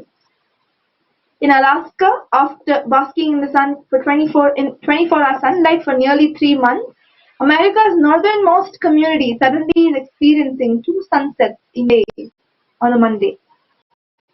So see how beautifully, scientifically, it is validated that on that day, so miraculously, mysteriously, there were two sunsets that were seen. What we can take away from this incident is just that simple integrity, that simple surrender, that innocent surrender to the Guru. He can play with the planets, he can change the planets, the planetary effects, everything for us. Because ultimately, all these planets, all the planetary effects, everything that they have on us, is to teach us, is to take us to a higher level of existence, a higher level of consciousness. Whether any of the 9 planets, the Surya, the Sun, Chandra, the Moon, Angaraka, Mars, Buddha, or Mercury, Guru, Jupiter, Shukra, Venus, and Shani, Saturn, and we have Rahu and Ketu. Amongst all of these, whatever impact they are having in our lives, whatever they are causing in our life, whether it's pleasure or pain or suffering or happiness, whatever we may perceive that as, it is only to teach us and take us to higher levels of living and driving us towards the purpose of our life. Through the grace of our Guru, he can completely nullify, transform, change, play around with these planets. Whatever Brahma writes with his hand, the Guru can just wipe with his feet, we say. And so very casually, Swamiji, our beloved Guru, can change, can play around with all the planetary effects and completely transform our life, taking it to a new level, a new frequency of existence. And that is exactly what we will be seeing today, all the Paramashivoham program participants during the program today. Many of you might have had your astrology reading, your horoscope read, and you might be aware of maybe some of the faults, so some of the effects of the planets on your life. Maybe some of you do not know. You do not know why you're going through a hard time. You do not know why this is not doing well now. You may not know many things. But of course, a lot of things in our life are impacted by the planetary position. And today, during the Paramashivoham program, you will be beautifully guided to connect to these Navagrahas, like how Swamiji beautifully explained in the video, how to humbly connect to them. And they will immediately relieve us of all the effects, all the ill effects that they are having on us. How to come to completion with them through various rituals, through kriyas, the Navagraha Shanti Homa, Navagraha Shanti Puja. And finally, through the very grace of who can overpower, who can override any impact, through the darshan of Bhagavan, His Divine Holiness Himself, Swamiji will be guiding us to the ultimate completion of the planets, where they not just remove their negative impacts on us, but they will completely be supporting you in your journey of life towards your purpose of your life. While we prepare today for this amazing opportunity that each of us have been blessed with through this Paramashivoham program, let us go on to understand a few more insights, a few more truths about the very science of astrology, of Vedic astrology. Swamiji has been debunking many myths on Vedic astrology, has been reviving the science, teaching us the real science of Vedic astrology. So let's take a few more minutes to yet again hear from another video, Satsang, where Swamiji explains about the Vedic astrology.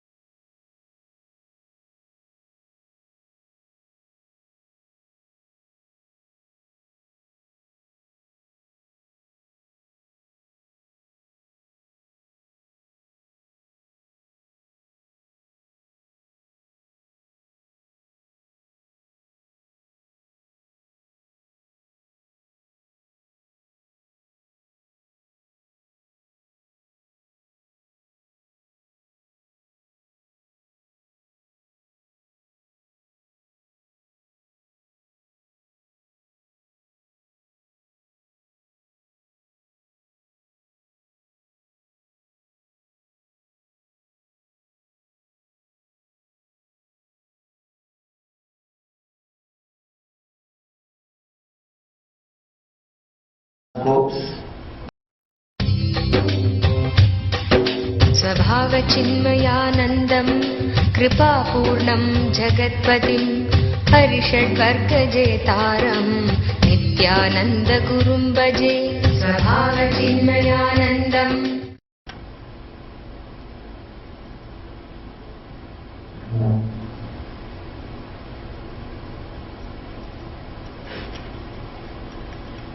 All right, I'll answer few questions which can really add to some more clicks. Somebody very intelligent, just empty card.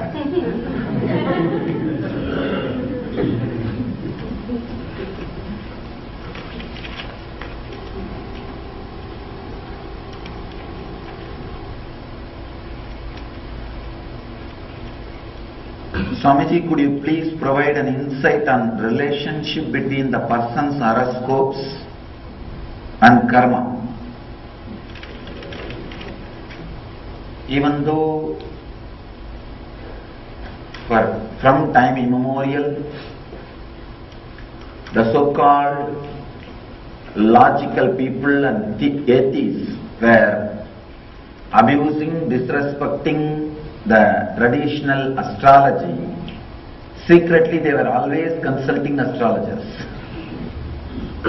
Even though many people try to abuse or disrespect, the science still holds its power, its influence on human beings. In India, the report says 93% of the people read or study their horoscopes regularly before taking any big decisions, not just marriage, before taking any big decisions.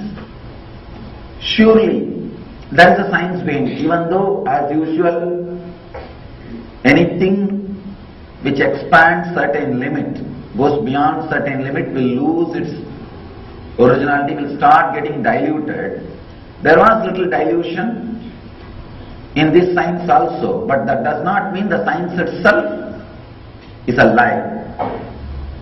Understand this one example, then you will be able to understand, connect with the astrology, the science of astrology. It's like for one moment in camera, when the cover moves, whatever was outside gets printed on the film. Then you can develop that film, it will become photograph. Second time, you can't use that same film. What first moment, what gets recorded, only that will be there in the film. Same way, the moment you come out, the moment your consciousness enters into the body, the energy level of the cosmos gets printed in that consciousness. Your inner space gets the print of the cosmic energy level based on the time of the birth and the position of the 9 major energy centers. I wanted one more understanding to be internalized by you all. The astronomical planets are not astrological planet energies. Even though number may be same, the astrological planets are energies. For example,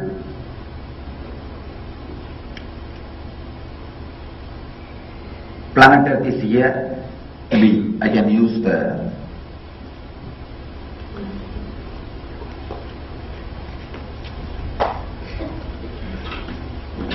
paper to draw and show you. This understanding will really help.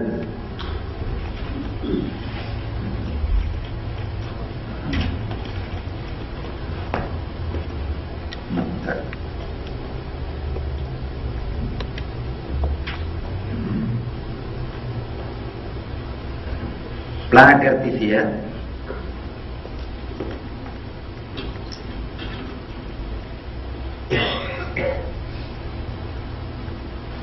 This is Sun. different grahas are there.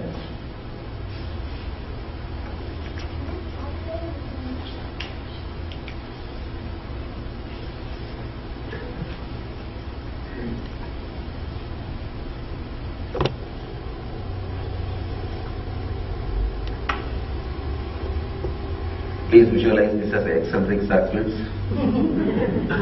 and these are some planets. Okay.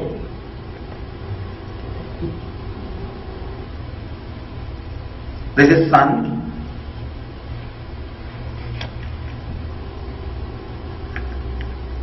When we say here in our temple, if you see, there will be 9 planetary energies.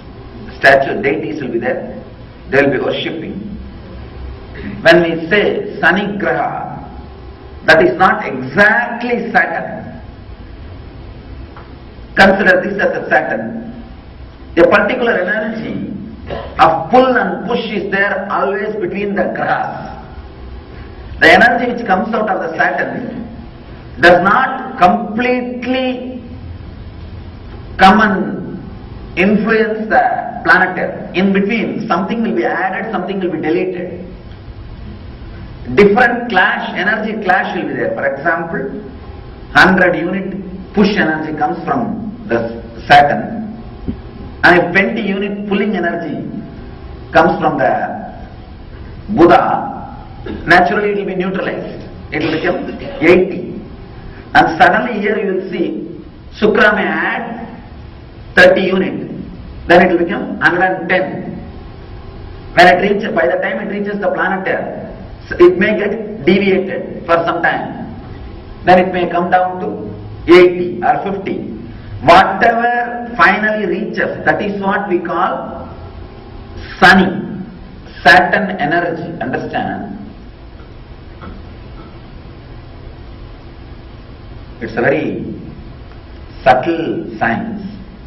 The same Saturn will not have same influence over planet Earth continuously. If he moves, the total calculation of the pull or push will differ. If you move, even sometime I have seen, within 12 days, the whole energy will be different. Whole energy will be different. If the astronomical planets and astrological planets are same, then the energy difference will not be there. But it is not same. It is not same. It is the totality of the energy reaches to the planet Earth. Maybe when we say Saturn, the major influence in that energy flow was from Saturn. When we say Buddha, it is not that only Buddha is radiating. That energy which came out of Buddha, by the time it reaches the planet Earth, goes through some 5-6 alterations. So many influences gets added and deleted. Then the energy reaches the planet Earth. The different energy positions clearly decides the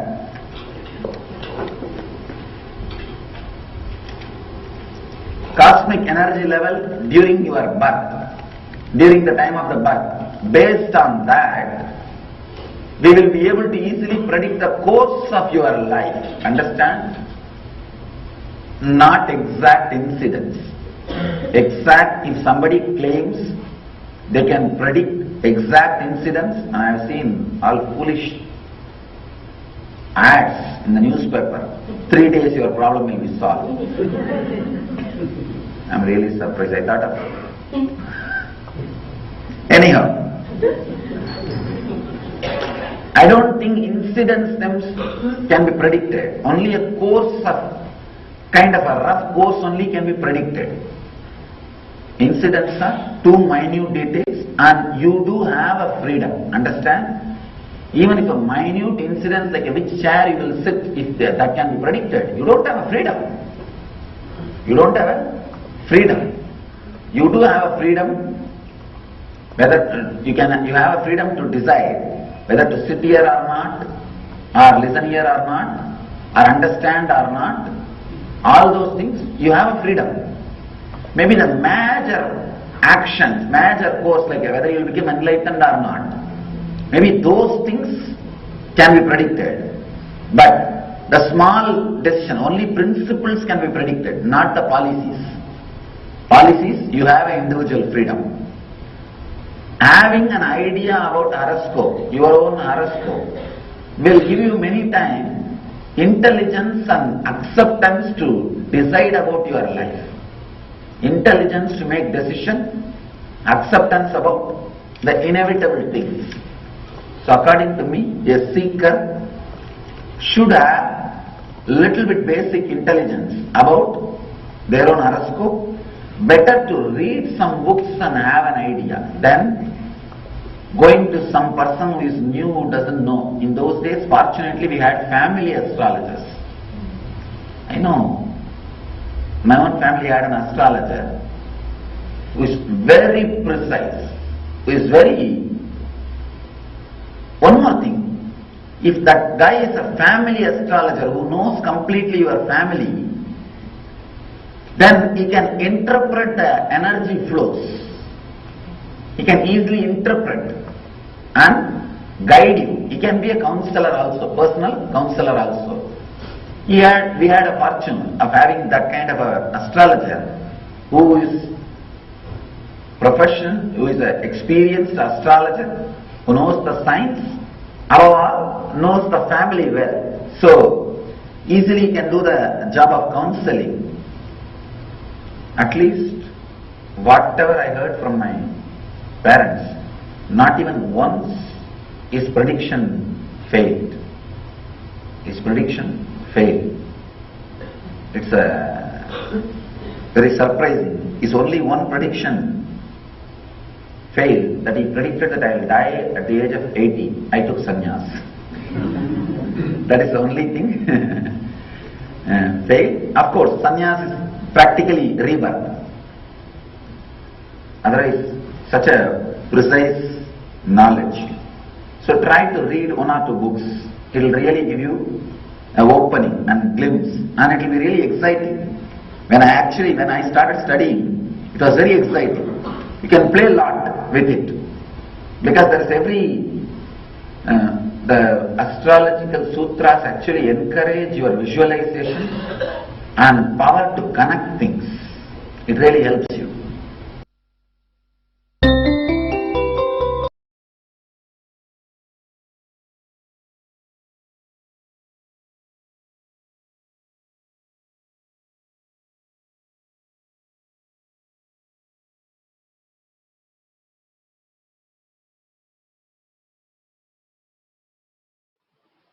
We just watched a brief insight into what Swamiji himself was explaining to a group of program participants about the deeper insights about the science of Navagraha, about the science of astrology, how these planets, how they impact our lives, and how, based on these planetary positions, Sanatana Hindu Dharma has that beautiful system of beautiful science of deciphering, decoding the flow of your life.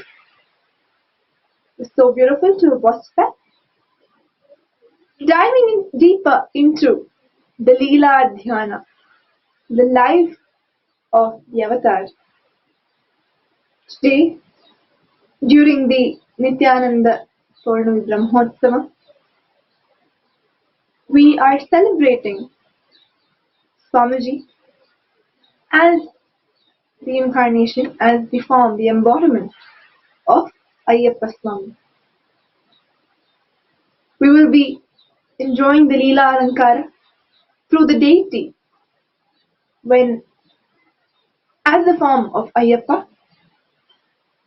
And now we will be listening and learning about the very story of how Swamiji beautifully was connected and the connection of Ayyappa to Swamiji's life. So this story again is back when Swamiji was very young as a schoolboy and used to go to this school. Of course, Swamiji says most of the time he spent only in the temple, But occasionally he used to go to school, and there was one math teacher, there was a mathematics teacher in his school who used to be very, very strict and very particular about being punctual, about being on time. And whichever student came late, he would always be very strict, he would scold them, he would sometimes beat them on their knuckles. And so every student was very, very scared to even come 1 minute late to this math teacher's class. And so one such day, Swamiji, the young avatar, walks in late to the math class. And naturally, when you're late to class, the practice is that you wait at the door of the class. You do not just walk in, you wait for permission. So Swamiji, as a young boy, was late to class, and he was waiting, without any fear of course, he was waiting at the door. And naturally, the eyes of the teacher falls on Swamiji. And naturally, what did we expect? He is going to shout, he's going to scold him, he's going to maybe beat him, but something unpleasant. And that is what all the students expected. And when the teacher, math teacher, turned to look at Swamiji, as a reaction, he just drops his chalk, he folds his hand, and he runs, he walks, advances towards Swamiji, and Swamiji still doesn't know what he's doing. He's saying, why is he coming towards me? Is he going to hit me? Is he going to scold me? And as the math teacher comes towards Swamiji, he just falls flat at his feet. The whole class is shocked, and he just falls flat in his feet and says, you have to come home. You and your family, your parents, please come home for dinner today. And he begs Swamiji, pleads and requests the young avatar, falling flat at his feet, to come home. And so, that night, along with his parents, Swamiji goes to the house of the math teacher, and there, again, the math teacher falls flat at Swamiji's feet, worships Swamiji's feet, does Pada Puja, and then explains that when he was standing at the door of the classroom, the math teacher only saw Ayyappa Swami standing there. He had the very darshan of Ayyappa, and hence he just ran and fell at his feet. From that very young age of maybe 9 or 10, Swamiji has been radiating the energies of various deities, giving literally darshans to even his very own math teacher. And Swamiji says that during this time, when he gave the darshan of Ayyappa to the math teacher, he was wearing the mala from Ayyappa Swami, which is worn by those devotees who take on the penance to go to Sabarimala, which we still have until today. And this story just tells us that what we are seeing today in the Paramashivoham program as the various Bhava Darshans of Swamiji, whether it is as Krishna, as Devi, as Muruga, any of these deities, and we see how each devotee, each person, whoever is your Ishtanishta, whoever is your favorite, how much they're able to connect to that Bhava Darshan. They're really able to feel that compassion when it's from the Bhava Darshan of Devi, really able to feel that grace when it is Krishna Bhava Darshan. Each and every Bhava Darshan is not just visual, but as an experience where we literally feel that aspect of the deity gracing and showering on us. But this, Bhagwan has been giving his darshans to various people like this, right from his very childhood, as the young avatar. And one of the first instances that we can quote is the darshan of Ayyappa Swami.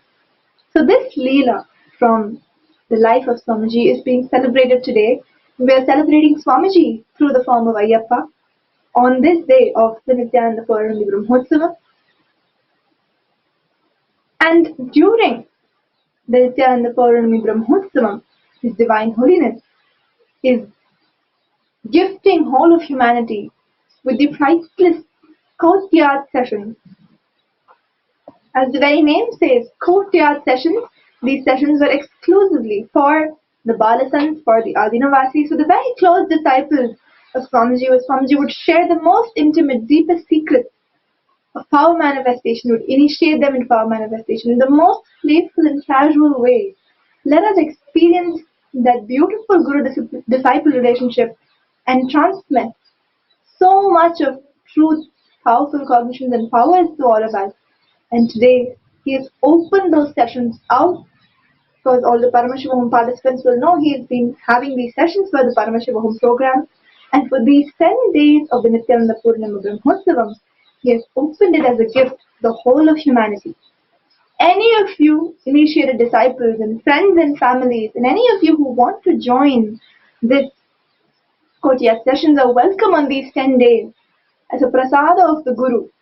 To experience the Guru's grace, you're welcome to join the courtyard sessions directly by His Divine Holiness.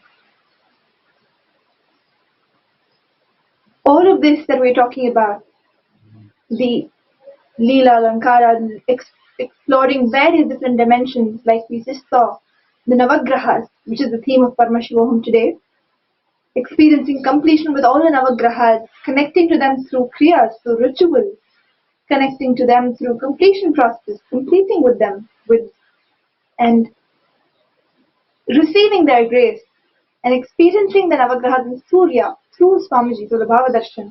Everything is happening today only in this Paramashivoham program. If you are one of those who have not yet stepped in, not yet jumped in, and given yourself this opportunity, not yet blessed yourself with this opportunity of joining the Paramashivoham program, do it right now. Swamiji has announced the next few seasons of Paramashivoham program, so make sure you sign up for the next one. You can sign up on the link paramashivoham.org just paramashivoham.org, where you can go and register yourself, choose the season that you want to attend, and make yourself available just for these 16 days. 16 days. You can definitely take off for yourself 16 hours on 16 days of intense transformation, when you are giving yourself a complete superconscious breakthrough. And through each one of us, Swamiji will be radiating and giving the whole world a superconscious breakthrough, where you will be directly impacting the world in healing it from the impacts of the COVID-19 and its consequences. Let me give you a minute when you can sign up for the Paramashivoham program, and we also watch what Swamiji has to say about this program himself.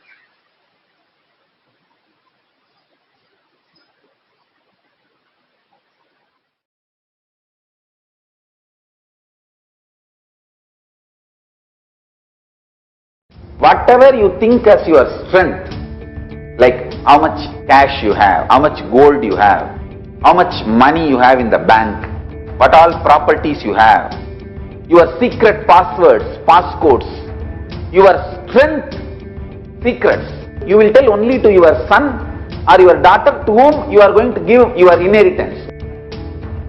Same way, most important powerful secrets Paramashiva has given to his son Muruga, Subramanya, in Agama called Sarvanyanottara. All the powerful secrets the father will tell only to his son. It is too secret. I am going to open that Agama and give all the essence of all those secrets. Secrets of Charyapada lifestyle, secrets of Kriyapada, secrets of Yogapada, and secrets of Jnanapada. I will make you all feel you are in 16, not just physically, even mentally. You will all be romancing with the whole universe. No frustration, nothing, no corona, no depression, no bothering about economy, no sudu, no soranai, nothing. Next 16 days, no fantasy, only visualization. no delusion, only consciousness.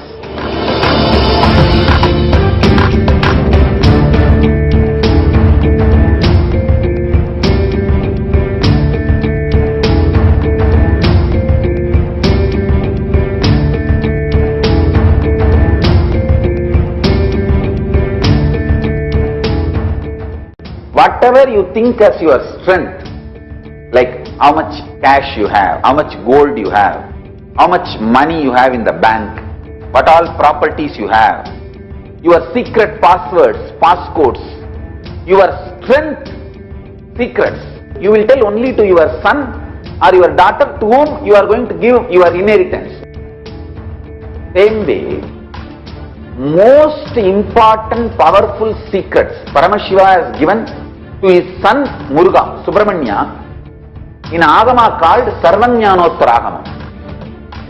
All the powerful secrets the father will tell only to his son. It is too secret. I am going to open that Agama and give all the essence of all those secrets. Secrets of Saryapada lifestyle, secrets of Kriyapada, secrets of Yogapada, and secrets of Jnanapada. I will make you all feel you are 16, not just physically, even mentally. You will all be romancing with the whole universe. No frustration, nothing, no corona, no depression, no bothering about economy, no sudu, no soranai, nothing. Next 16 days, no fantasy, only visualization.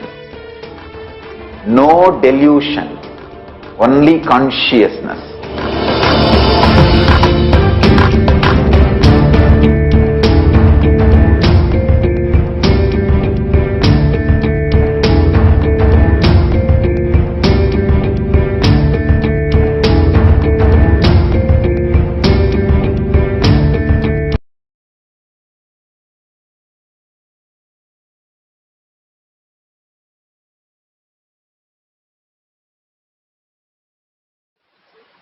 I really hope all of you have made the jump, made the decision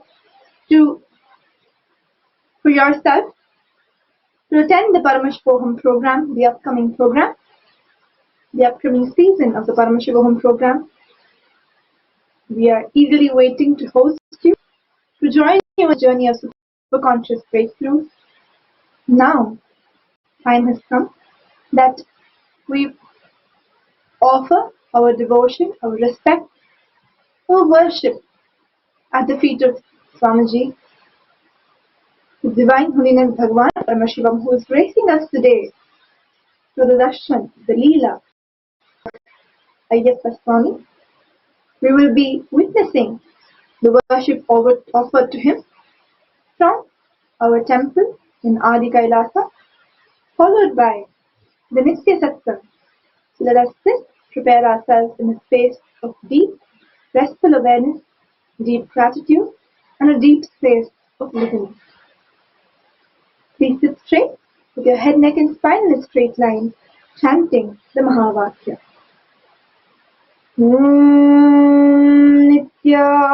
Nithyananda Paramashivoham.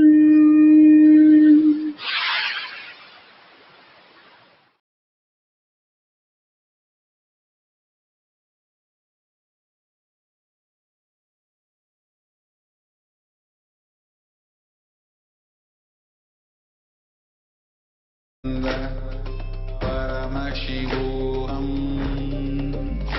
Om Nithyananda Paramashivoham. Om Nithyananda Paramashivoham. Om Nithyananda Paramashivoham.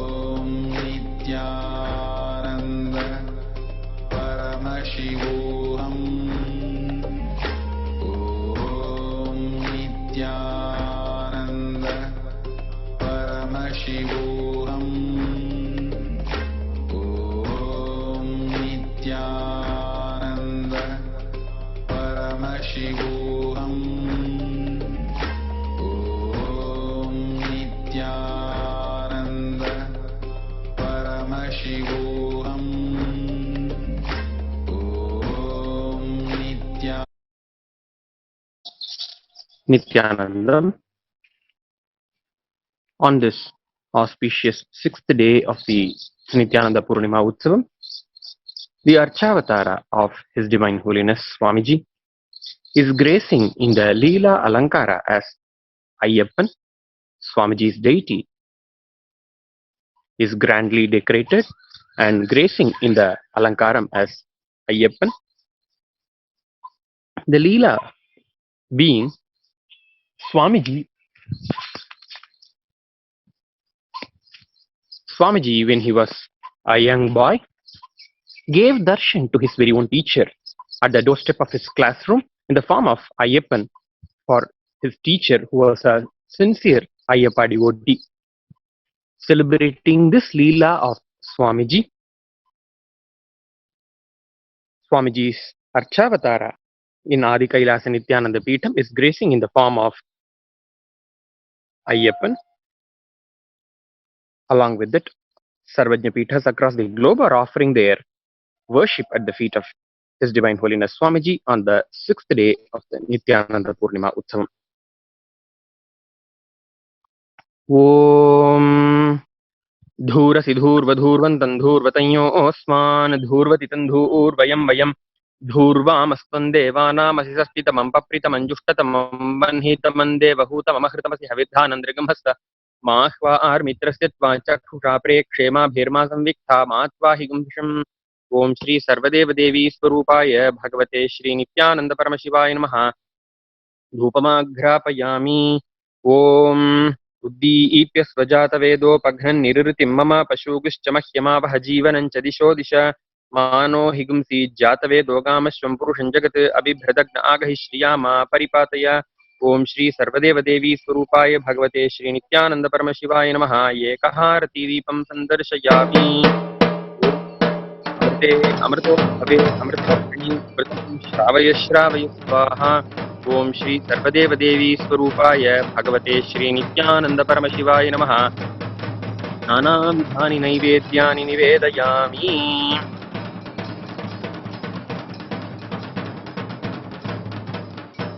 Om Sarvasyapyai Sarvasya Jityai Sarvameva Tena Apnoti Sarvam Jayati.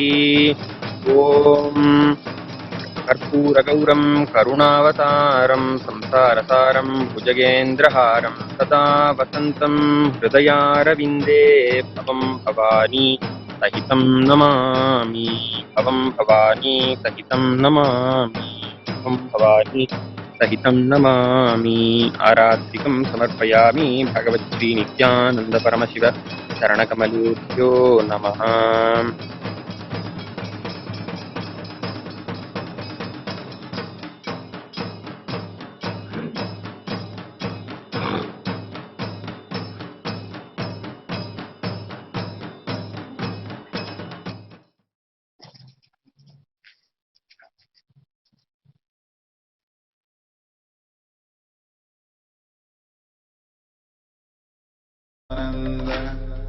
Paramashivoham.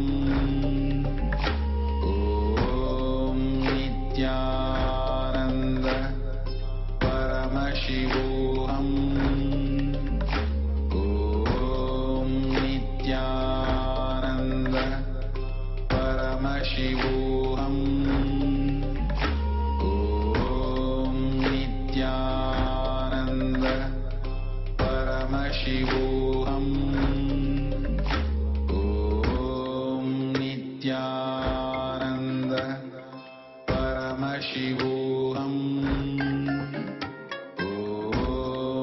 Nithyananda Paramashivoham. Om Nithyananda Paramashivoham. Om Nithyananda. Paramashivoham.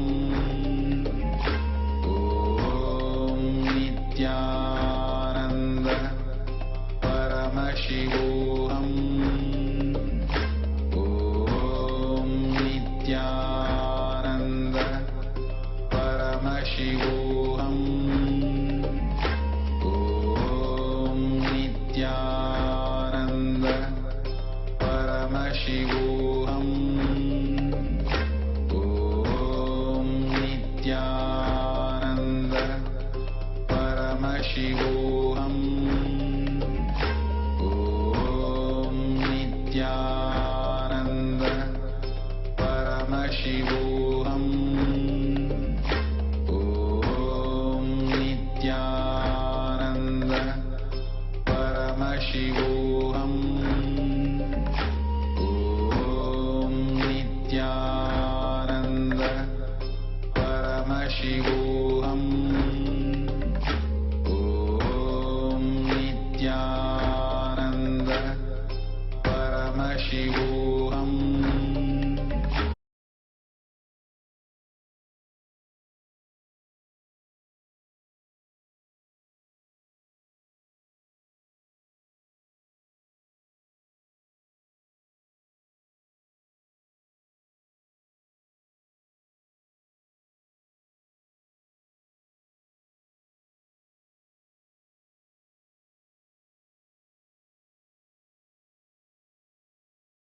शक्ति मध्यमाम् अस्मदाचार्यपर्यन्ताम् वन्दे गुरुपरम्पराम्.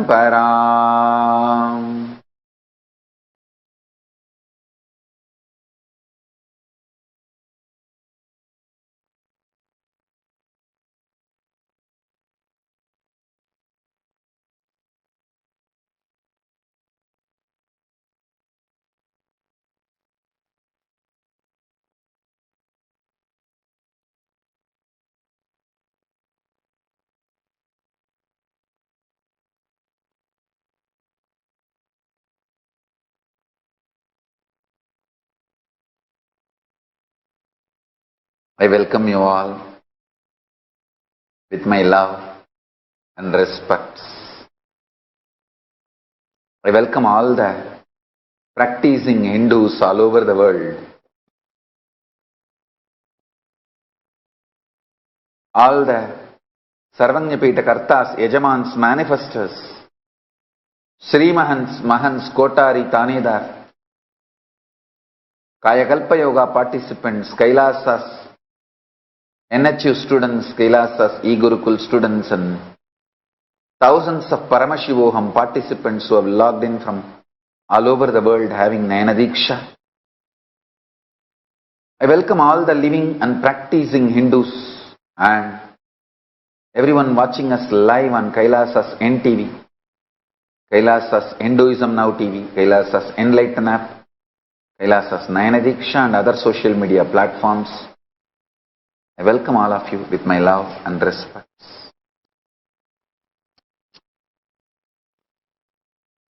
Today, 6th day of the Chittirai Brahmotsavam, happening in all the Kailasas all over the world. Nithyanandeshwari Varashakti Meenakshi is gracing in Sarva Alankara on Rajata Rishabha Vahanam. And today, Shaiva Samaya Stapita Leela, establishing the Saiva tradition, Saiva Sampradaya by Jnana Sambandar in Madurai is celebrated, and Somasundareshwara is gracing in Sarva Alankara and Swarna Rishabha Vahanam, and Meenakshi gracing in Rajata Rishabha Vahanam.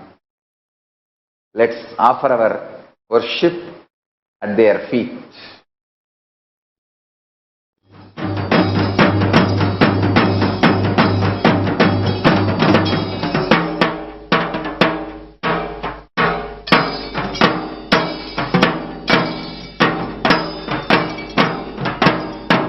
गौरीं काञ्चनपद्मिनी तटगृहाम् श्रीसुन्दरेशप्रियाम् आरण्यसुवर्णकन्दुकपरिक्रीडाविलोलामिमाम् श्रीमत्पाण्ड्यकुलाचलाग्रविलसद् रत्नप्रदीपायिताम् मीनाक्षीं मधुरेश्वरीं शुकधराम् श्रीपाण्ड्यबालां भजे। अथ धूपः। ॐ धूरसि धूर्वधूर्वन्तं धूर्वतयोऽस्मान् धूर्वति तन्धूर्वयं वयं धूर्वामस्त्वं देवानामस्तितमं पप्रितमं जुष्टतमं वह्नितमं देवभूतममहृतमसि अविर्धानन्दृगम्भत्वमाह्वा आर्मित्रस्य त्वा चक्षुषा प्रेक्षेमा भेर्मा संविक्ता मात्वाहि गुष्टम् ॐ श्री नित्यानन्देश्वरी पराशक्ति मीनाक्षि देवी नमः उपमाघ्रापयामि अथ दीपः ॐ उद्दीप्यस्वजातवेदोपघ्नन्निरृतिं मम पशुगिश्चमह्यमावह जीवनं च दिशो दिश मानो हिंसी जातवेदो गामश्वं पुरुषं जगत् अबिभ्रदग्न आगहिष्यामा परिपातय ॐ श्री नित्यानन्देश्वरी पराशक्ति मीनाक्षि देवी नमः एकहारती दीपं सन्दर्शयामि नैवेद्यम् ॐ अमृते अमृतोद्भवे अमृतवर्षिणी अमृतं श्रावय श्रावय स्वाहा ॐ श्री नित्यानन्देश्वरी पराशक्ति मीनाक्षि देवी नमः नानाविधानि नैवेद्यानि निवेदयामि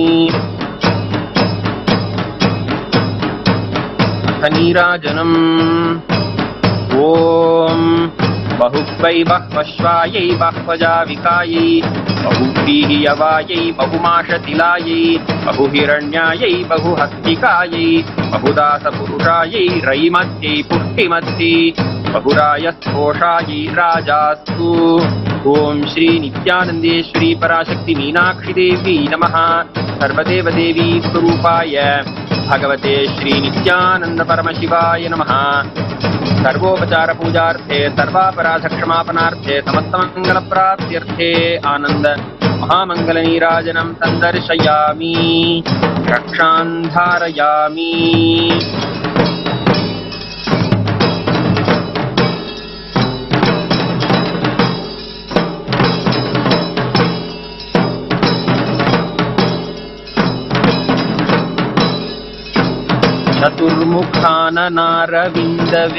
चतुर्मुखाननारविन्दवेदगीतमूर्तये चतुर्भुजानुजा शरीरशोभमानमूर्तये चतुर्विधार्थदानशौण्डताण्डवस्वरूपिणे सदा नमः शिवाय ते सदा शिवाय शम्भवे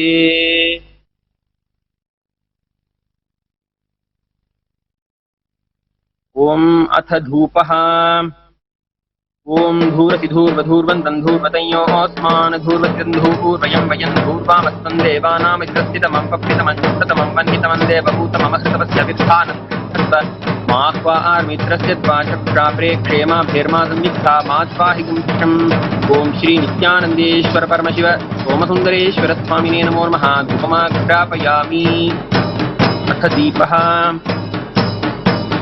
ॐ उद्दीप्यस्वजातवेदोपघ्नन्निरृतिं मम पशुगिष्टमह्यमावह जीवनं च दिशो दिश मानो हि गुंसि जातवेदो गामश्वं पुरुषं जगत् अबिभ्रदग्न आगहिष्यामा परिपातय ॐ श्री नित्यानन्देश्वर परमशिव सोमसुन्दरेश्वर स्वामिने नमो नमः एकहारती दीपं सन्दर्शयामि अथ नैवेद्यम् ॐ मधुवातारतायते मधुक्षरन्ति सिन्धवः माध्वीर्नस्तन्तोषधीः मधुनक्तमुतोषधि मधुमत्वार्तुम्रजः मधुद्यौरस्तु नः पिता मधुमान्नो वनस्पतिर्मधुमागम् अस्तु सूर्यः माध्वीर्गावो भवन्तु नः मधु मधु मधु ॐ श्री नित्यानन्देश्वर परमशिव सोमसुन्दरेश्वर स्वामिने नमो नमः नानाविधानि नैवेद्यानि निवेदयामि नीराजनम् ॐ सोमो वा ये तस्य राज्यमादत्ते यो राजासन् राज्यो वा सोमेन यजते देवसुवामेतानि हवीगुंषि भवन्ति य एतावन्तो वै देवानागं सवाः स एवास्मै सवान् प्रयच्छन्ति स एनं पुनः सुवन्ते राज्याय देवसूराजा भवति ॐ निरञ्जनाय विद्महे निराभासाय धीमहि तन्नः शिवः प्रचोदयात् ॐ श्री नित्यानन्देश्वर परमशिव सोमसुन्दरेश्वर स्वामिने नमो नमः सर्वदेवदेवी स्वरूपाय भगवते श्री नित्यानंद परमशिवाय नमः सर्वोपचार पूजार्थे सर्वापराधक्षमापनार्थे समस्तमङ्गलप्राप्त्यर्थे आनंद महामंगल नीराजनं सन्दर्शयामि रक्षान् धारयामि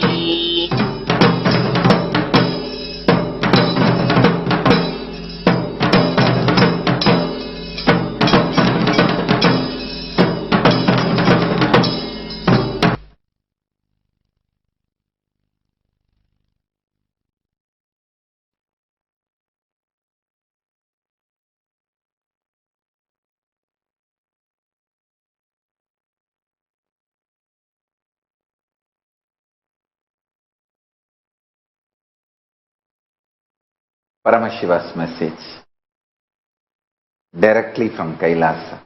Listen.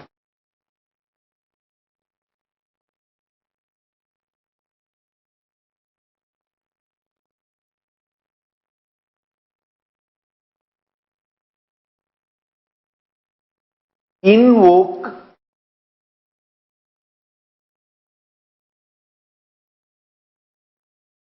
cosmic being in your identity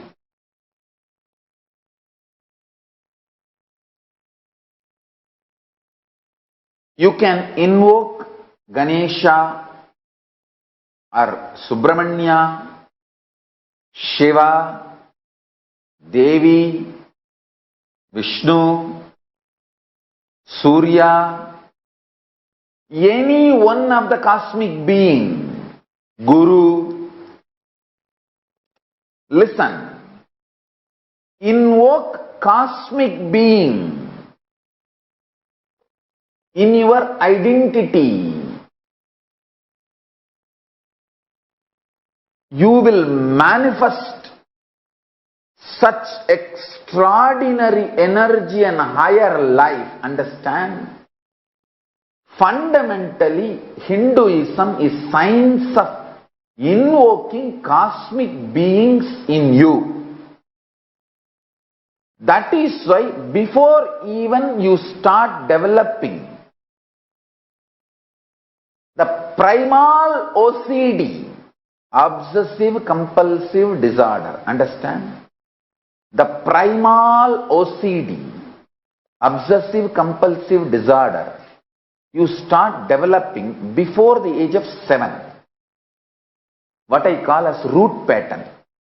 Being driven by fear and greed. Please understand. Listen carefully. All human beings, other than who are initiated before the age of 7 and started manifesting their Ishta Devata, other than those few, blessed, fortunate, who are initiated and started manifesting their Ishta Devata before the age of 7, everyone else is suffering with OCD. Please understand, society, unconscious humanity, politicians, everyone wants you to be in OCD, having obsessive compulsive disorders, so you can be exploited. The idea, money is security for your future. The idea of insurance, what do you call? 401k. In India, the retirement insurance. All these are obsessive compulsive disorders. You are made to believe. You are forced to believe. The obsessive compulsive disorder in the core of your being, and various stupid ideas you are made to believe, and that ideas start developing obsessive compulsions. See, in the beginning you are forced, you are brainwashed by society, mass media, cult, that money is the only security for future.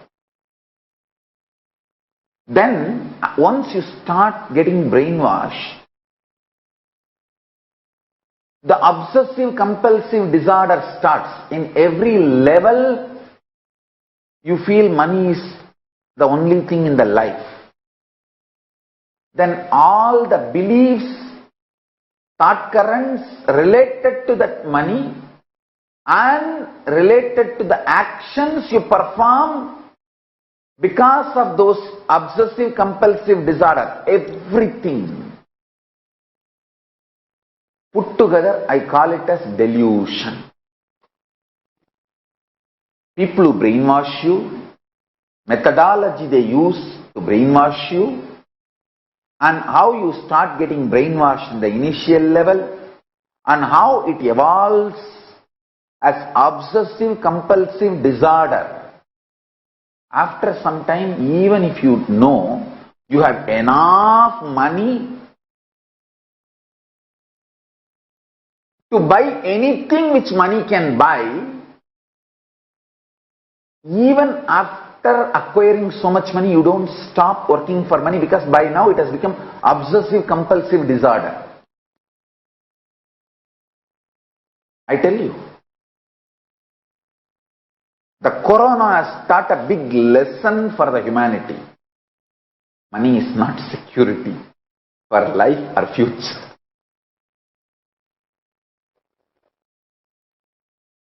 I wanted to tell every human being, consciousness, rich consciousness is the most powerful security. If you can manifest a power, if you can just live blissfully in an unclutched way, if you can just radiate consciousness within you and the people around you, that is the most powerful, important security. I tell you.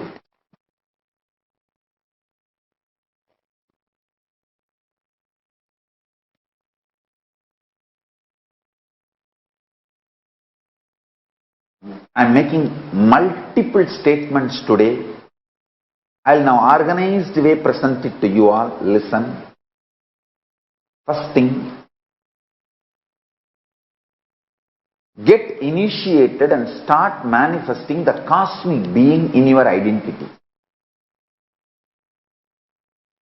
Understand, Paramashiva exists. He is a living being, all powerful, all knowing, who just creates, maintains, destroys, rejuvenates, puts in delusion, pulls out of delusion, liberates.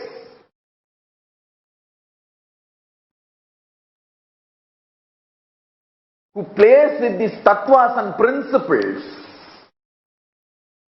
is a living being, alive, who can respond to you now. Invoke him in your identity. What do you feel as you? The core of you.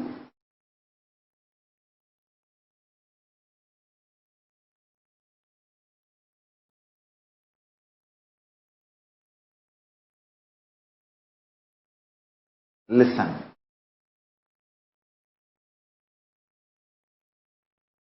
When you invoke him, invoking him in you needs only two things: initiation and your conscious will persistence, requesting him, asking him to manifest in you.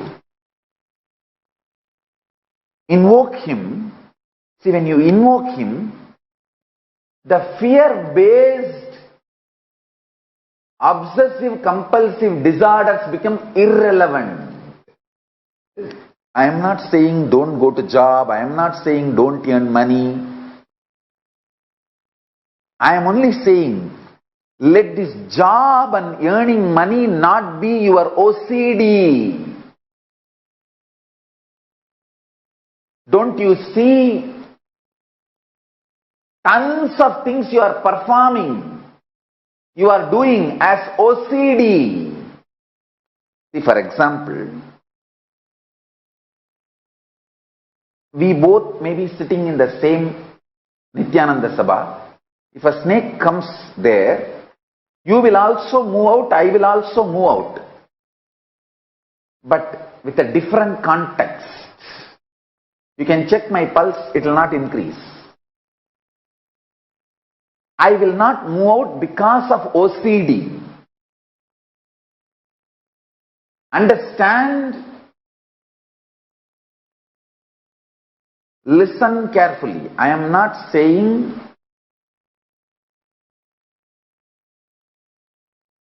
don't go for job. I am not saying don't make money. No.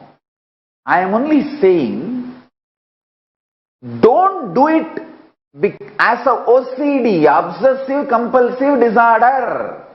Do it out of extreme clarity. Hindu is a being who invokes cosmic being in his identity.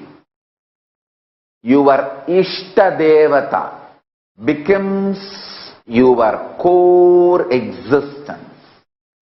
You can have, the Hinduism gives beautiful choices.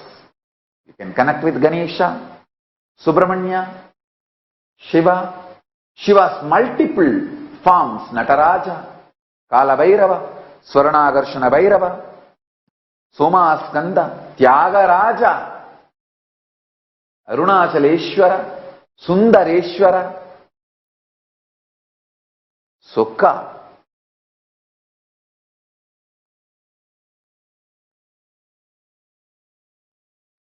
Different forms of Paramashiva, Dakshinamurti,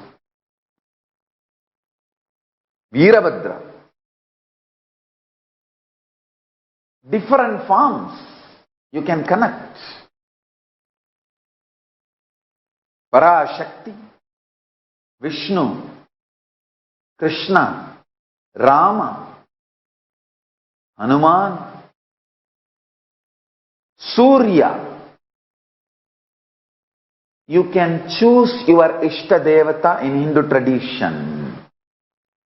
Even Guru cannot change your Ishta Devata. If you say, I have not chosen my Ishta Devata, please you choose for me. Guru can choose. But if you say, I have chosen, this is my Ishta Devata, please give me the mantra. He cannot say, no, your Ishta is different. No. The Ishta Devata you chose, for that only Guru can give mantra. Understand? Invoke the Ishta Devata in your identity. Morning when you wake up, your waking up should not be obsessive compulsive disorder, OCD. No.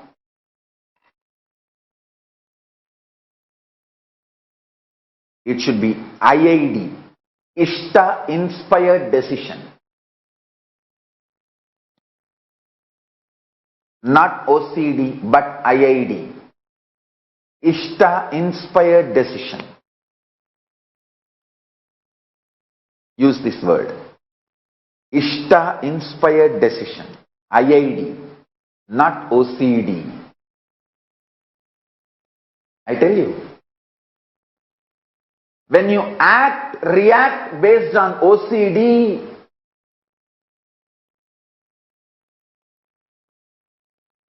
you feel stuck, suffocated. You don't know how to do, what to do, and finally end up in literally depression, frustration, living dead or suicide itself.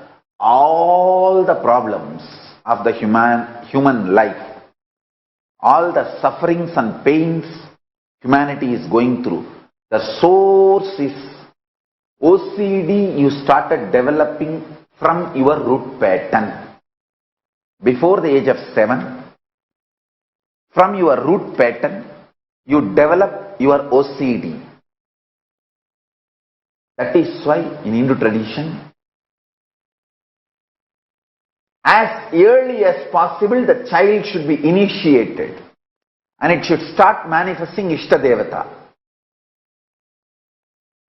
Ishta Devata inspired, Ishta Devata mantra, Ishta Devata manifesting in its being. See, for example, morning, the moment I became aware of this world, the first thing is Paramashiva manifesting. There is no OCD for me to jump out of bed. No fear or greed or OCD to jump out of bed. Paramashiva is manifesting. Come on. Now Paramashiva will do his work. What a way to wake up. And I know my disciples are waiting for me to see me. My kids are waiting all over the world. My disciples are waiting all over the world.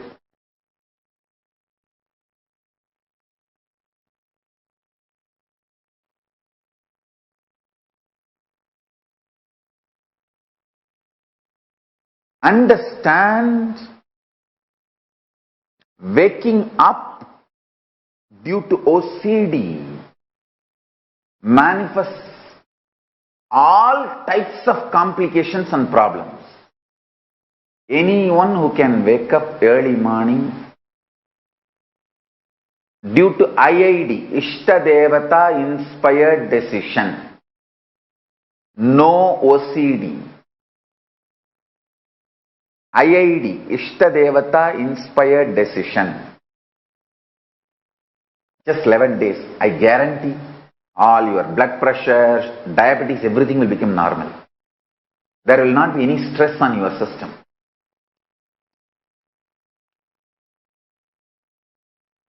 My whole work in this Paramashivoham level 2 is to move you out of OCD to IID. Obsessive compulsive disorder lifestyle to Ishtadevata inspired decision making lifestyle. From OCD to IID. Ishtadevata is actually a living cosmic being. Even these neo-Hindus, the anti-Guru Hindus don't believe these gods are really alive. They think, no, these are all some principle defined and like a caricature cartoon drawn to explain certain principle. They lose pasangla.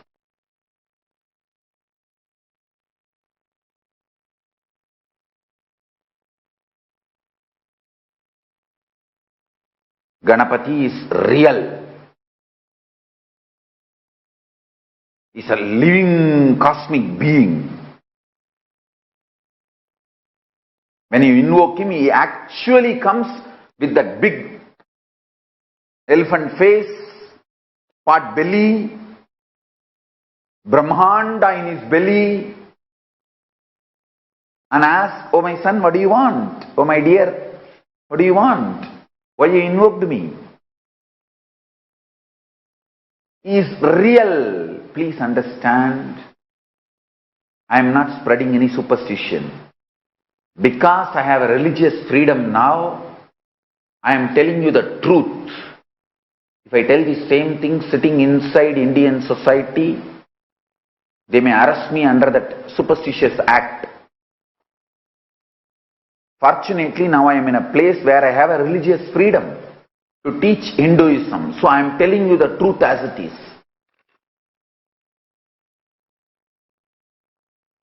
These anti-Guru Hindus don't believe all these gods are real. They think these are all some philosophical representation. No, listen, he comes, eats, drinks coffee with you. I am not lying. I am telling you the truth. And I tell you guys, I know I am talking to my disciples, whom I have absolute love. I want you guys to know I am in love with you guys. All of you have done so much of sacrifice and tyaga for me. I know each one of you how much you are all working for me. Whether you give your time or treasure or talent. As I said that day, there are many devotees attend Satsang more regularly than me.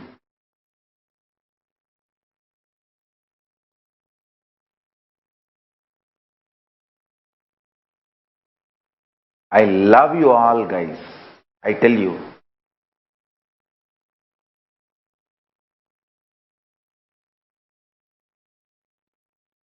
In Tamil there is a proverb, Unda vittukku rendagam seyyade, uppittavarai ullalagum ninai.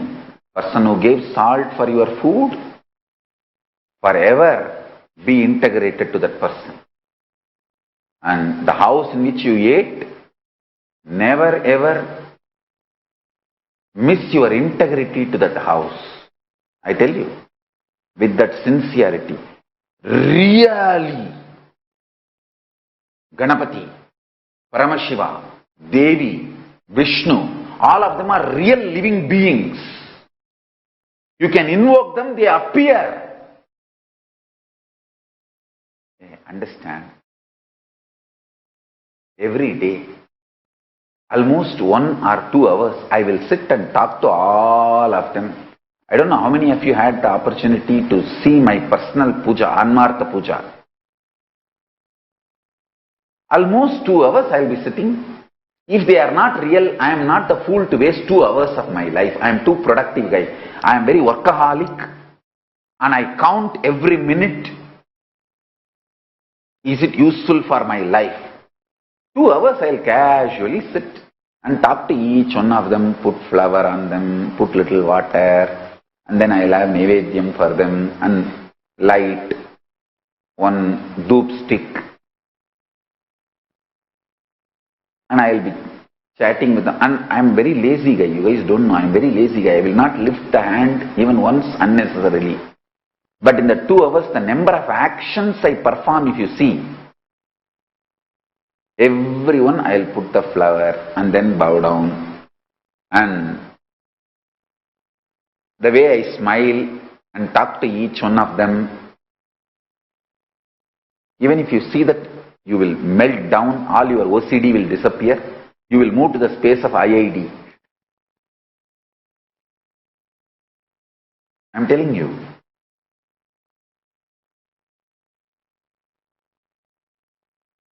They are all really, really real. Don't think they are just some principle painting done by some rishi to explain certain concept and principle. They are all real beings, cosmic beings.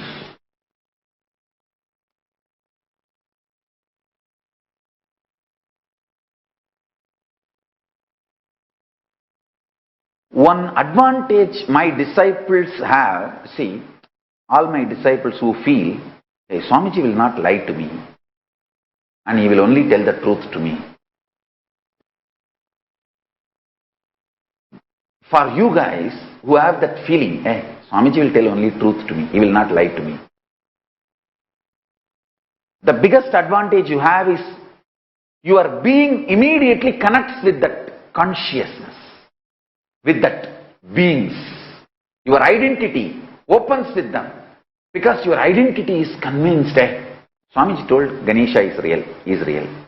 Swamiji told Kalabhairava is real, he is real. Swamiji told Paramashiva is real, he is real.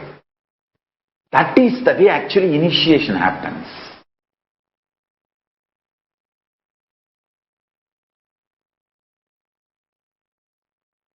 That one initiation and connection happens between you and me, I know for sure you will be enlightened.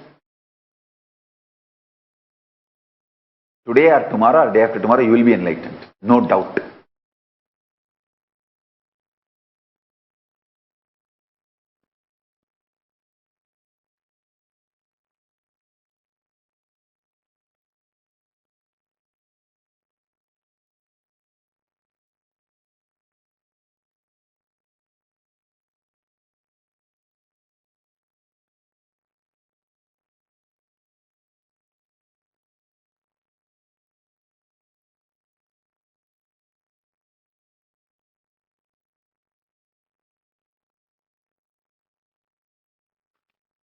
I have seen when I was growing up, you see, I grew up in a large family where a lot of kids. I have seen one of my uncle's son, kid. He was only 3-4 years. Whenever he gets angry and throws tantrum, wants to get things in his way,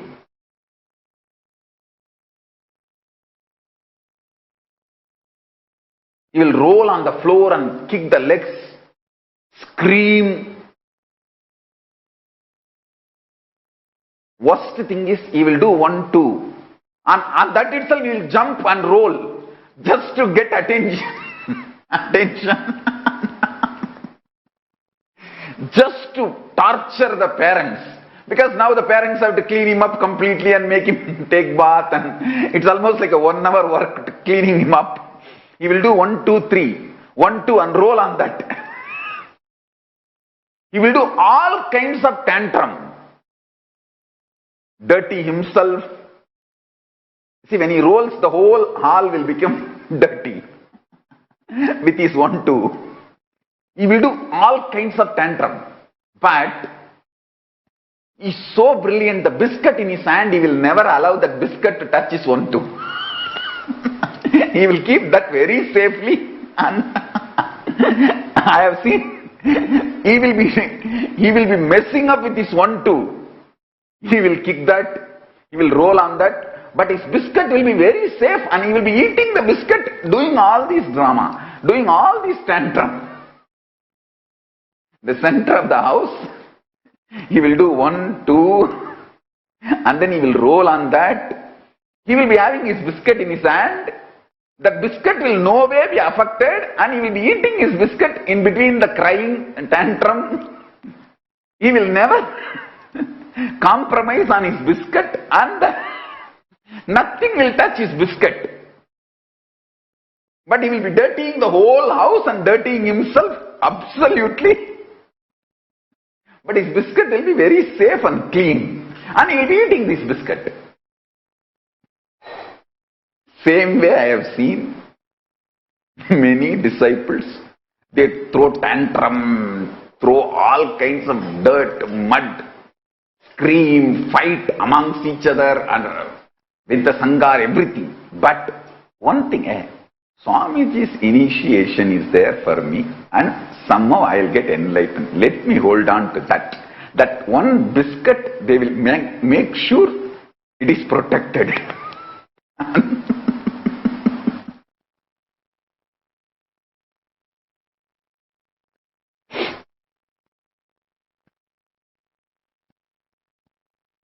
Understand?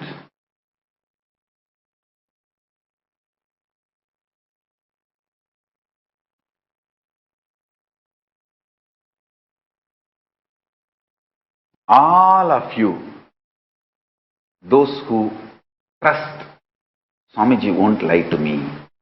I tell you, how much you are alive in your body,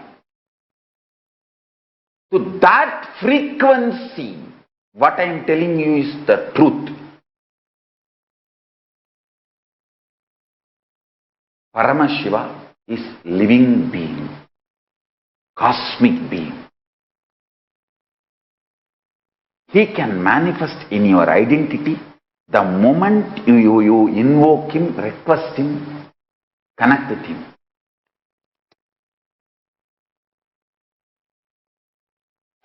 All your lifestyle can be moved away from OCD to IID. I tell you,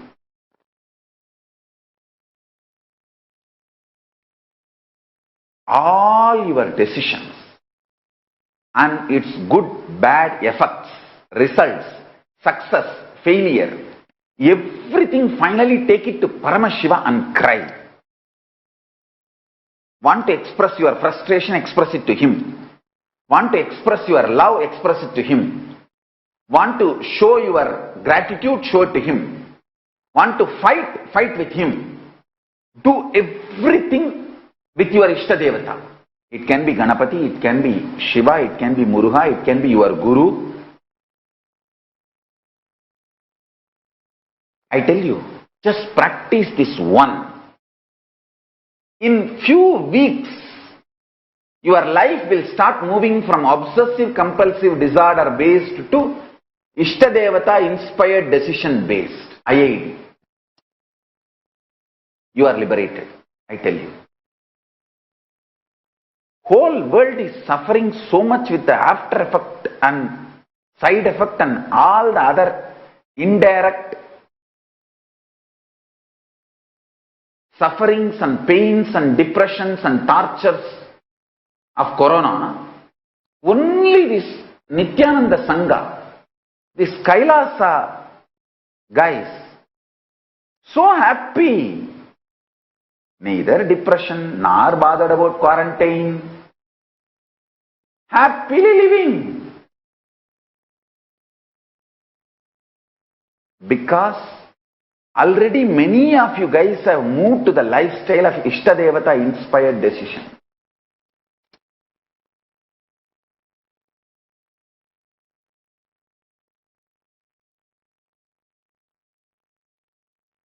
This COVID-19, neither the COVID-19 virus touched Kailasa or our devotees, nor its side effects, the quarantine's effect or other fears, insecurity, nothing has touched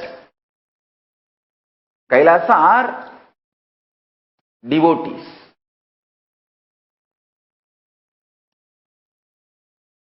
Of course, it cannot touch me, that's different.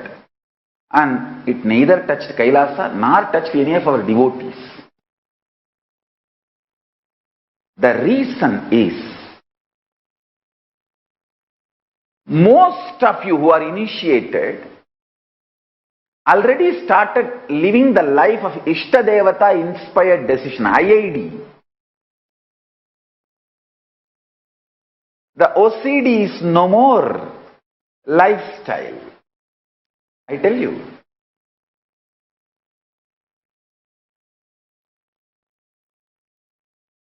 See, when you understand, there is no death for you. You just live as long as you want, and you just change bodies. It's not that once you understand, you will not earn money, you will not have bank balance. No, you will have all that.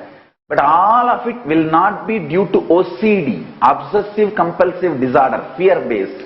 It will not be fear-based. You will just do it as a plan-based. Okay, so I will have all this wealth and keep it there for this purposes, and after that whatever is there, let it go to the kids. And if I want to take one more body, I may want to come back into as my grandson, in my son's family or my daughter's family. So I will leave all the wealth to these guys, so they will take care of me. That is why in Hindu tradition it's called Paran. The grandson or the granddaughter is called Paran Perti, means the grandfather comes back as grandson. Grandmother comes back as granddaughter. If they have to take one more birth, it's a science and it is possible. First thing I want all of you to do is get out of this OCD lifestyle. No stress. Do not do anything due to obsessive compulsive disorder. Earning, saving, paying your bills, nothing should be due to OCD. Everything should be IID. Ishtadevata inspired decision. This shift can happen by initiation. And connecting with this, your Ishtadevata, constantly talking to that Ishtadevata, developing a relationship. See, when you start developing a relationship, sometimes what you pray to your Ishtadevata, sometimes what you ask Paramashiva, it may not become immediately reality, successful. You may not know the reason, but be very clear, have a little patience to trust him and connect and build a relationship. Okay, I asked, you did not do, but that's okay. I am not going to fight with you, or I am not going to question you now. I do not know the reason. Please make me understand, give me the understanding to have reason, or if you feel I should not know the reason, then don't even bother. Just give me the cosmic logic that I should go along with you and I should just connect with you and let our relationship be the first priority. Everything else is second priority. Everything else can come later. Then you are like that my uncle's son, very shrewd. He may jump into the 1, 2 and throw tantrum, make the whole house dirty, make himself dirty, but never biscuit. The biscuit will be very safe and careful between his hand and mouth without one small piece of the biscuit getting dirty.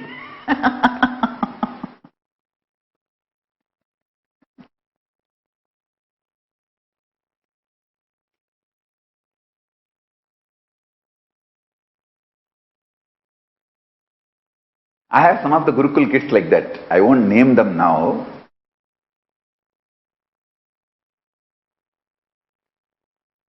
Some of my kids, they will do all kinds of tantrum.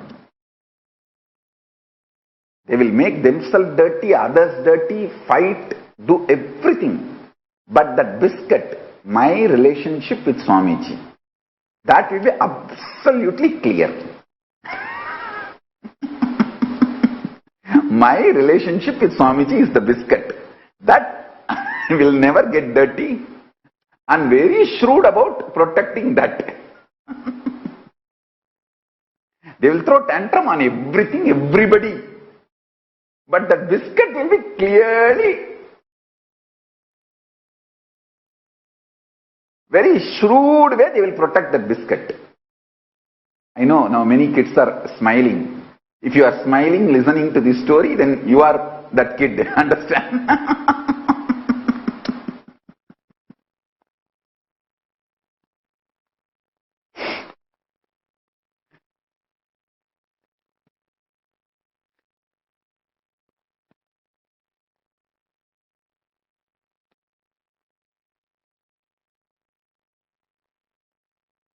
Ishtadevata inspired decision.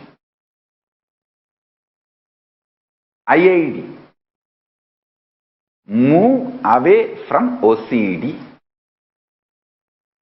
and move to IID.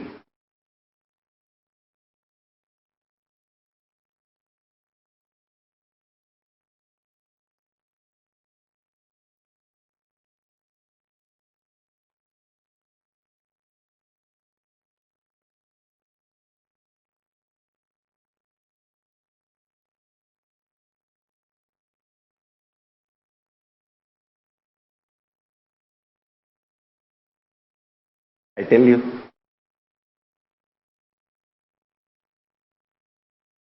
if you understood this one point, actually first thing you need to know, you need to internalize. It's because you are constantly functioning as OCD, you feel so much pained about your existence and life. You are frustrated about everything. It's like because you have to live, you are living. That is what OCD makes you feel. Drop that.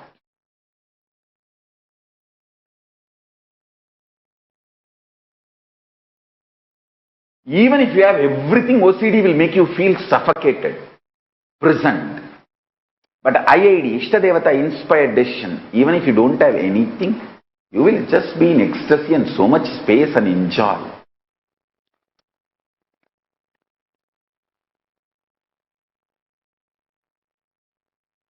Essence of today's satsang is move from OCD to IID.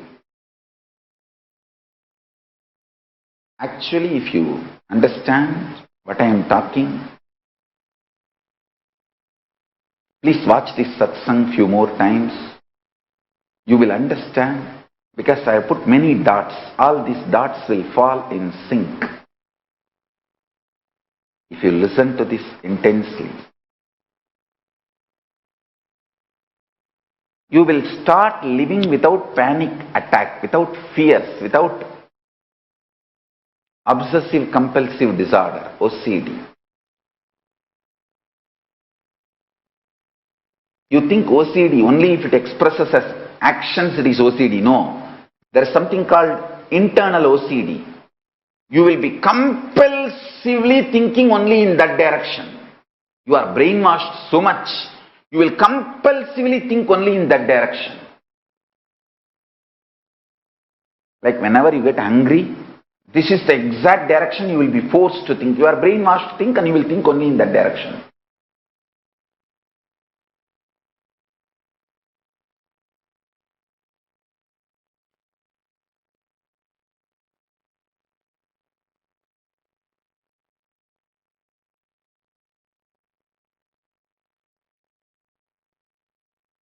Obsessive compulsive disorder, internally and externally, starts from your root pattern. If you start invoking a cosmic being in you and start connecting, it can be, as I said, Ganapati, Subramanya, Shiva, Devi, Vishnu, Surya, your own Guru, and connecting with that Ishta Devata day and night, your life will start moving to IID, Ishta Devata inspired decision.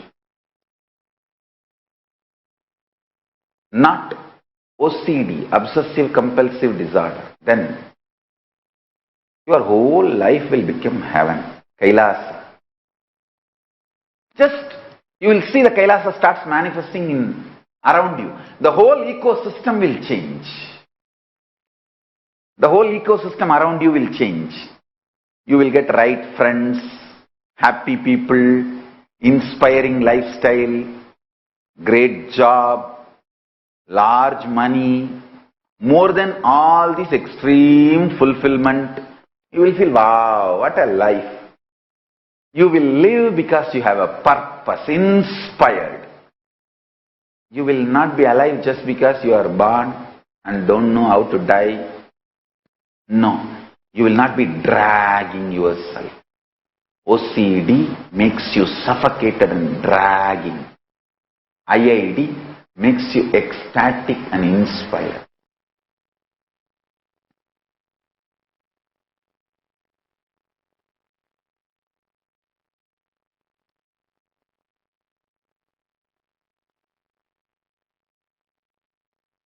What I am talking, if it clicks with you, join Paramashivoham level 2 and have initiation. Make those gods, Kailasas, cosmic beings manifest in you. I tell you, it is possible. Don't think that because I have no other work, I have dressed up all this and I am sitting here. I am not interested in cheating you. You are not that big worthy to cheat. What will I gain by cheating you? You yourself a beggar.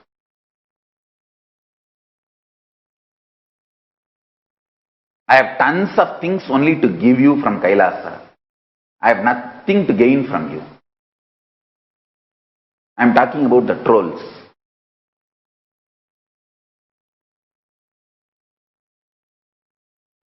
If somebody thinks I am here to cheat, I have nothing to gain by cheating you, and you are not that big guy that I am something to gain from you by cheating.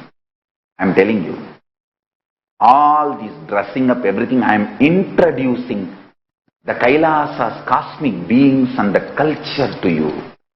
They are real. They are real. Only if you wear all this, you will understand how heavy all of them are. It's not like some show. Even for show, it is not that easy to wear all of it and so comfortably, casually carry this. We don't know how many kg each of them.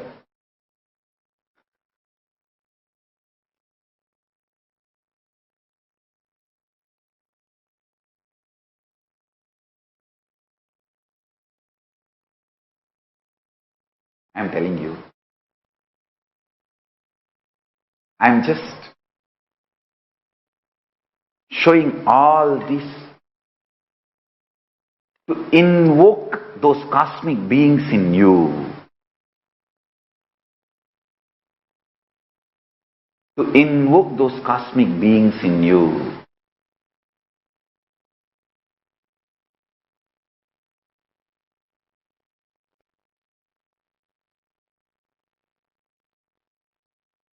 Invoking cosmic beings in your identity is the definition of Hindu. Every Hindu should have his Ishta Devata, should be initiated into Ishta Devata connection, whether mantra or sometimes without mantra, just visualizations are given. Sometimes without even mantra or visualization, just some mandalas are given and mentally you are supposed to just draw that mandala again and again and again. So, initiations are various level. Your Guru should have initiated you formally in connecting with your Ishta. This is the basic definition of Hindu. There are some Agora Sampradaya. No mantra is given. No visualization is given. No meditation is given. Nothing. Just certain smell they have allowed to create through incense and other items, herbs. And just they have to sit with that smell. That smell is so powerful that it will invoke the presence of the Guru in their system, and the brain, whole non-mechanical parts of the brain will open up and it will connect with Guru and they will start manifesting Guru's being and power manifestation. So, you should have initiation connecting you and your Ishta Devata formally. Only that makes you a Hindu. It can be Gayatri Mantra or Samaya Diksha, Shiva Moola Mantra or Vishnu, that Ashtakshari or Sadakshara, Subramania's Shadakshara. It can be anything. Your cosmic being, Ishta Devata, and your Guru initiating you with your Ishta Devata. That only makes you a Hindu.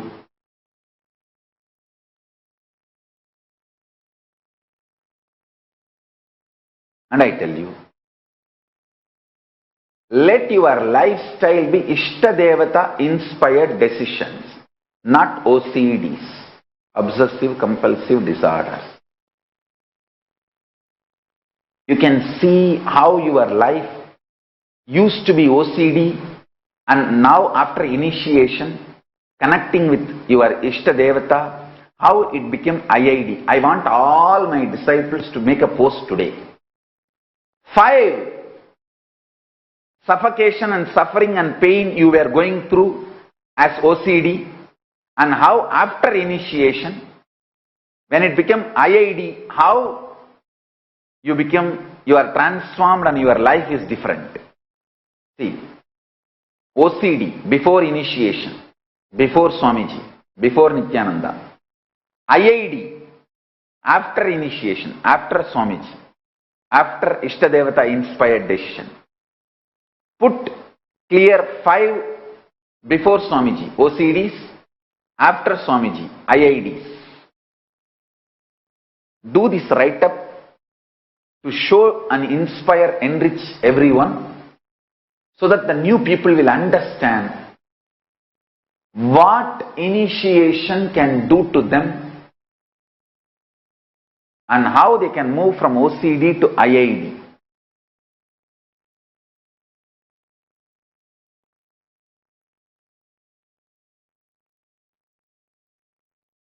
Make your life 100% IID, not even one OCD. That is enlightenment.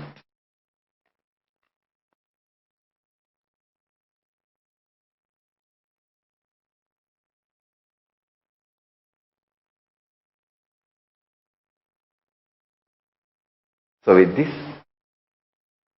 I bless you all. Let's all radiate with integrity, authenticity, responsibility, enriching, causing, living Shuddhatvaita Saivam. The state, space, living and radiating the state, space, powers, being, superconsciousness. Kailasa and Kailasa and Kailasa of Paramashiva. Paramashivoham. Om Nithyananda Paramashivoham. The eternal bliss, Nithyananda. Thank you. Be blissful.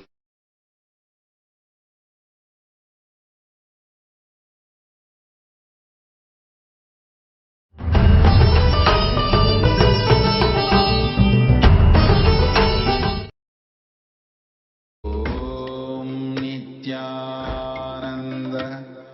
Paramashivoham. Om Nithyananda Paramashivoham. Om Nithyananda Paramashivoham. Om Nithyananda Paramashivoham. Om Nithyananda Paramashivoham. Om Nithyananda Paramashivoham. Om Nithyananda.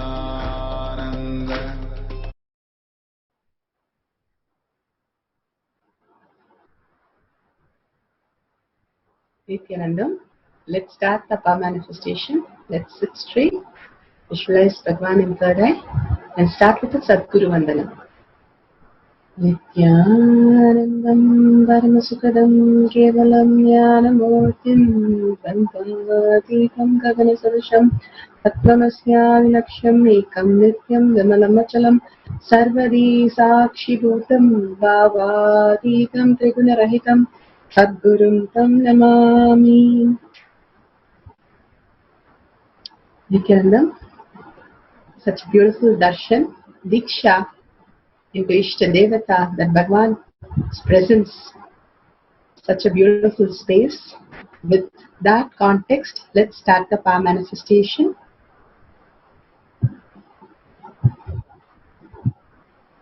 First, let's understand what is power manifestation. Power manifestation is nothing but a cognitive shift that can infuse powerfulness into any action or state that we are in. It raises the frequency of our body and mind and ultimate powerfulness. Bhagavan beautifully said how the Ishtadevata, how you get initiated into Hinduism, is invoking the cosmic being in each individual, is raising their frequency into the Turyatita state. And that becomes our Ishtadevata and manifest as powers. Paramashiva, who is a living being, who's Ajomoha, beyond the form and formless, who's the five faces of Paramashiva, Satyojata, Vamadeva, Agora, Tatpurusha and Ishana, doing the Panchakritya of manifestation, sustenance, regeneration, delusion, putting us in delusion and pulling us out of delusion, and Anugraha, liberating all of us. Such a great space of creating the Big Bang and black hole, and he is living in all of us as reality. Paramashiva, who has come down in human form as our Guru, His Divine Holiness Nithyananda Paramashivam, is a reviver of Kailasha, the ancient enlightened civilization, the cosmic borderless Hindu nation. His Divine Holiness Nithyananda Paramashivam is an avatar of Hinduism and a supreme pontiff of Hinduism. He has made the science of power manifestation, yoga, and temple-based university user-friendly for the modern world. His Divine Holiness Nithyananda Paramashivam survived the worst persecution in multi-level by the anti-Hindu elements. Kailasha, led by Nithyananda Paramashivam, His Divine Holiness Nithyananda Paramashivam, and his Hindu diasporas are working for global peace 24/7, 365 days. His Divine Holiness Nithyananda Paramashivam is the founder of Nithyananda Hindu University, which has extended campus in 150 countries, and he is 293rd Guru Maha Sannidhanam of Shamala Pita, Sarvanya Pita and Swargapura Adinam and present Maharaj of Surya Vamsa Surangi Samrajyam. Paramashiva has come down in human form. This millennium avatar is reviving the Hinduism all over the world and initiating all the human beings to become the superconscious being, the god and goddesses living on planet Earth. He has created the science of power manifestation, which is authentic, time-tested, scientific and foolproof. The Veda Agamas, the Upanishads, which are the eternal truths, Shastra Pramanas, which are unchangeable truths revealed in the Hindu source scriptures. The Apta Pramanas are the Rishis, Munis, Ganas, Nayanamars, Avatars, and all the authorities of Hinduism who are the scientists and who time-tested and verified the science of power manifestation. The Atma Pramanas are the avatars who land on the planet Earth. Paramashiva himself has come down as Nithyananda, His Divine Holiness Nithyananda Paramashivam, this millennium avatar, and plays the Leela of personal experience of each power manifestation. How in human body, with the human mind, we can ferociously stand up and experience the superconscious space and manifest as being of Kailasha. He has initiated millions of disciple devotees, followers all over the world, Shakshi Pramanas, who have experienced the science of power manifestation, which is authentic, time-tested, scientific and foolproof. The Shastra Pramana. This Shastra Pramana is from the Veda Agama, Vijnana Bhairava Tantra, Sutra 92, Dharana 69.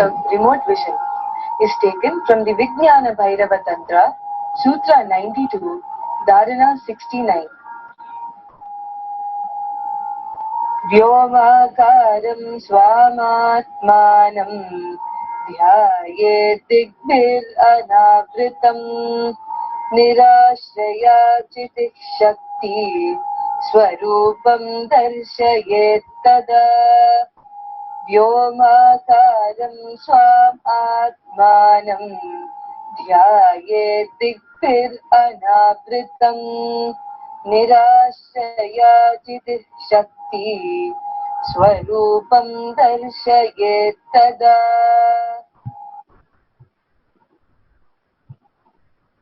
So beautiful. This is sutra for revealing the unknown places through remote vision, third eye. Beautifully translated. Concentrate and cognize with restful awareness on oneself in the form of vast etheric space, Vyomakaram, which is limitless in any direction whatsoever. Thus, the Chitik Shakti, the power of consciousness, free from all support, reveals and manifests herself as the form of one's essential nature of the self. Bhagavan beautifully said, the OCD is not the reaction that you throw a tantrum with somebody, but it is also how repeatedly we again and again in our mind we are bound by that anger or the thoughts which again and again does not leave us in restful awareness. Those are the patterns. He gave an example of anger. When we are angry, we are so intense and so powerful that we repeat the same thing again and again for hours, sometimes even days. That intensity, we focus on the Paramashiva space in us, will be enlightened. Bhagavan beautifully says, the Ishta Devata, Guru himself being the Ishta Devata, is the ultimate space that we can experience.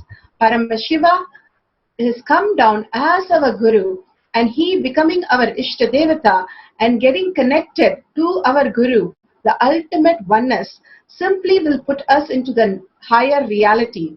Bhagavan says, for creating that, we have to first let go the OCD. And letting go that OCD is possible only by again and again connecting to Ishtadevata and requesting him to manifest as powers. Again and again, manifesting your life relieves you from the OCD patterns and puts you into restful awareness. Again and again connecting to Bhagavan. Again and again requesting Bhagavan that I need to be with you in restful awareness.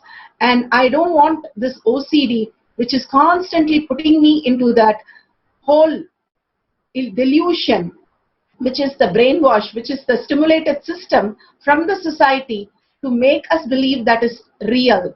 And if we let go and be in oneness with Paramashiva in the restful awareness, he says we'll have the best job, large, happy friends crowd, fulfillment, the ultimate space that we are earning to be. And more being in the oneness with Paramashiva, we will be in the space of liberation. Bhagavan beautifully says that is the reason we came here to celebrate Paramashiva. But after coming here, we are carried away by all these things, which is not true. We are the whole Paramashiva experiences who is trying to pull in the root patterns and trying to suffer and always frustrated for no reason and continuously giving up on life. Life is so beautiful. Bhagavan says if you concentrate and cognize on the restful awareness on Ishta Devata, on oneself as your only cognition, then you will be relieved from the mind and the pure consciousness, which is limitless in any direction. The consciousness will be freed and you will be able to manifest himself, Bhagavan himself, as your very source in everything that you are experiencing in life. Bhagavan himself manifesting through you as Shakti, the power of consciousness, will be revealed to you the ultimate science. The beautiful sutra that Shastra Pramana will move to Apta Pramana. Here Vyasa has beautifully given us the Mahabharata and such a beautiful thing that he initiated. Dhritarashtra's advisor, Dhritarashtra, could not see the Mahabharata war, so he wanted to know what was happening. So he advised Sanjaya, who was from the beginning, from small childhood, was running around with his father who was guiding Dhritarashtra. When he grew up with Dhritarashtra, Vyasa initiated him for 19 days. The blessing was so much that he was able to even hear Bhagavad Gita, see Bhagavad Gita, and repeat it for Dhritarashtra. Sanjaya completely, he narrated the whole Mahabharata to Dhritarashtra. Dhritarashtra did not want to see the whole battle because it was so gory. So he said, I will just listen to the whole thing. And he was blessed by Vyasa to narrate the whole incident. And it was a boon to Sanjaya. Here the reference is given from Mahabharata 6.2.7. The Atma Pramana. When Bhagavan played the Leela, Bhagavan once was with his friends and told his friends that we don't have to live by the OCDs, only learning through the five senses which the teacher teaches, the education system, which actually poisons us completely. Where we can learn by downloading when we connect to Ishtadevata. When he told that to his friends challenged, tomorrow we will test you and you have to come prepared. So Bhagavan, as a small child, runs to Vivekanandapuri and asks her, how can I do the download? And she blesses and says, you will be able to download anything. Bhagavan plays the Leela and comes to the friends and tells them, I can just download anything. So this one of the child asked him about a temple which nobody has been there. It's in the top of the temple, top of the hill, and nobody has visited that. And everybody knew there is a small temple, that's it.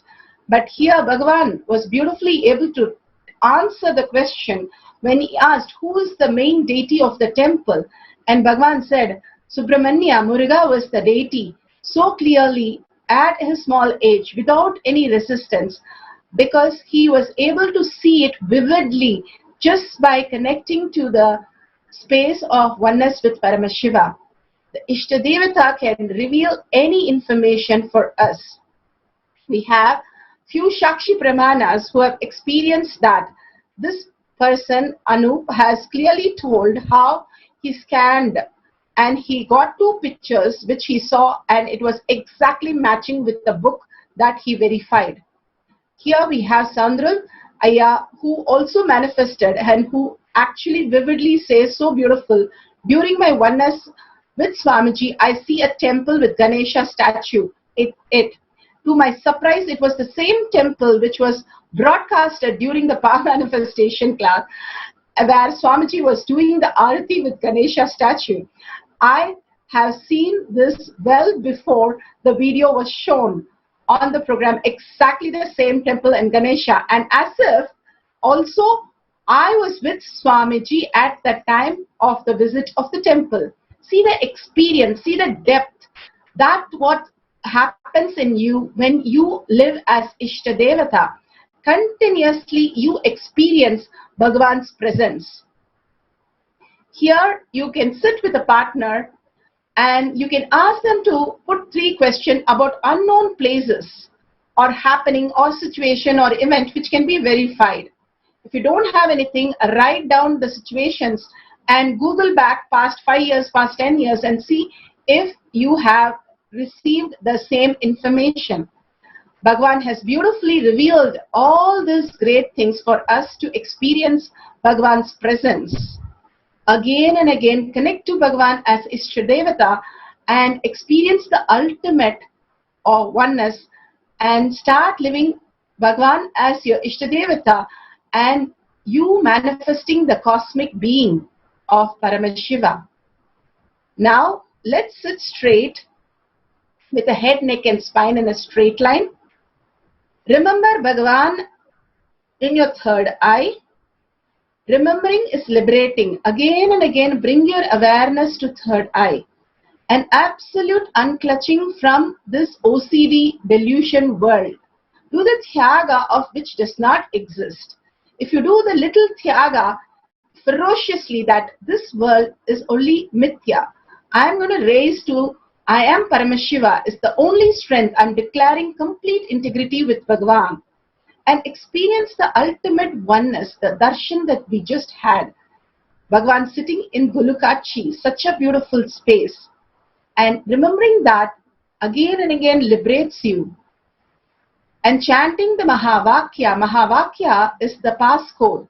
Whenever we chant the Mahavakya, Bhagavan says it raises our frequency to Bhagavan so that he can manifest through us. We have to chant. Literally our whole being vibrates. The Surya, which is in the stomach, is the fire. When you offer the mantra, Mahavakya mantra, into the Surya by chanting and your whole being vibrates, you open the Dvadashanta, the energy center, which connects to the cosmic beings and simply manifest as powers. Completely in oneness, you can experience the oneness with Bhagavan. And you can manifest anything, you can see anything and write down. Now we are going to see in remote vision the happening or situation or places which is completely unknown to us, which the partner is asking. Or if you don't have a partner, you can take a book or you can write it down and Google it or verify the book after you finish the chanting. Now we will have 11 minutes of oneness capsule and Mahavakya. So let's sit straight.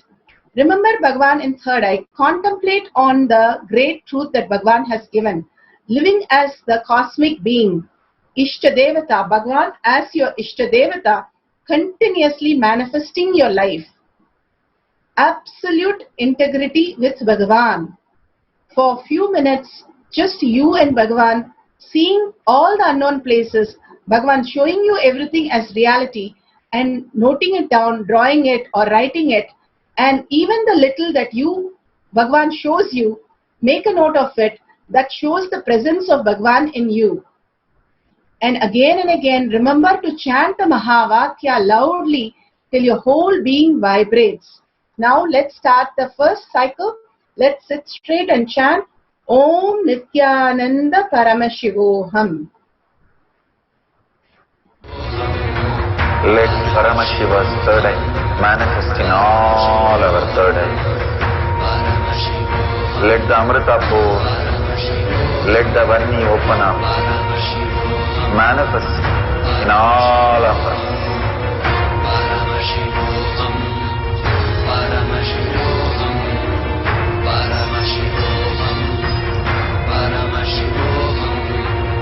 Let Paramashiva overflow, manifest the power in all our third eyes.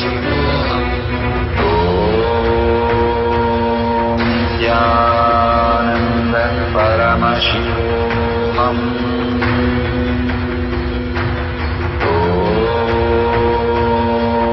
Nithyananda Paramashivoham.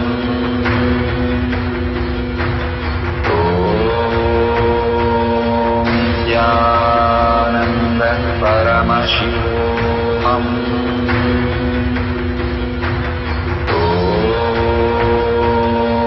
Nithyananda Paramashivoham.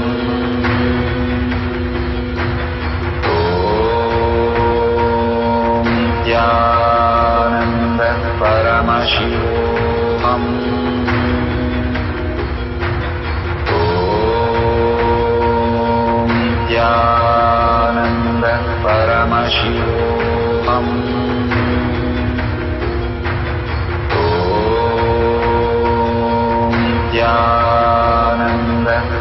Paramashivoham.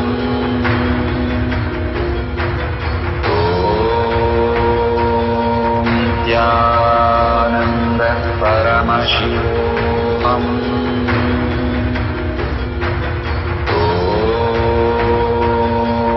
Nithyananda Paramashivoham.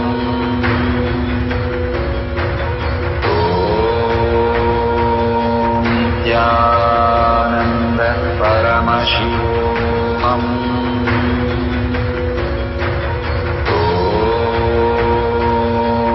Nithyananda Paramashivoham.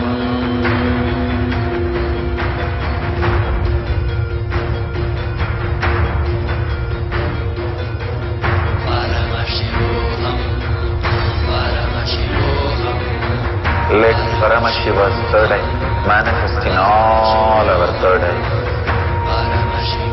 Let the Amrita pour, let the Vani open up, manifest in all of us.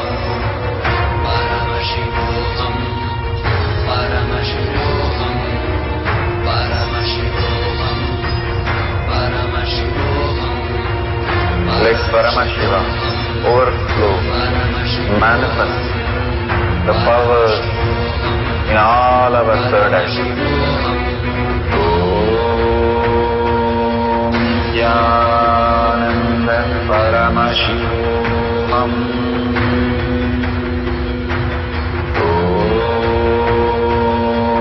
Nithyananda Paramashivoham.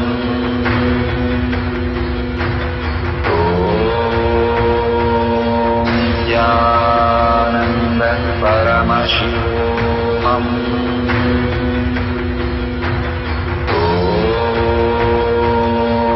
Nithyananda Paramashivoham.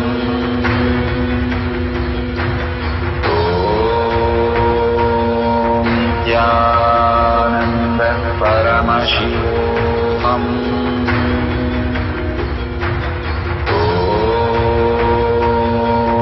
Nithyananda Paramashivoham.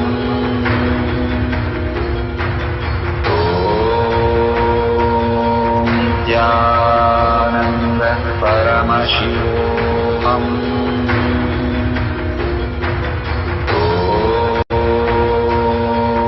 Nithyananda Paramashivoham.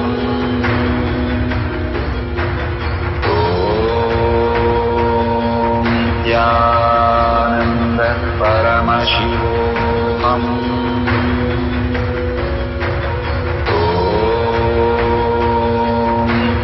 Nithyananda Paramashivoham.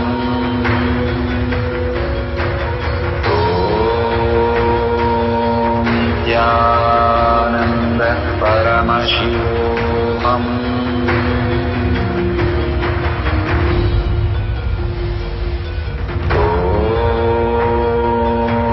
Nithyananda Paramashivoham.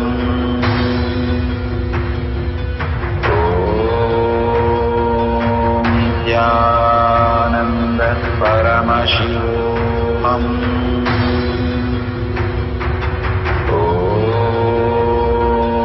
Nithyananda Paramashivoham.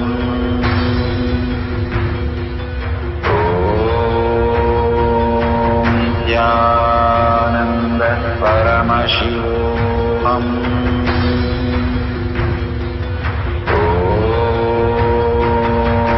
Nithyananda Paramashivoham.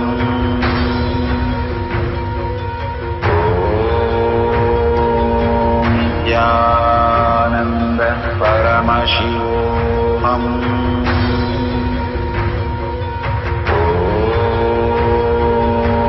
Nithyananda Paramashivoham.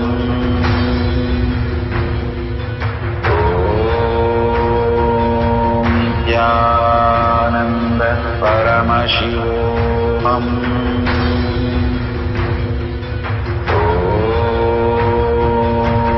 Nithyananda Paramashivoham.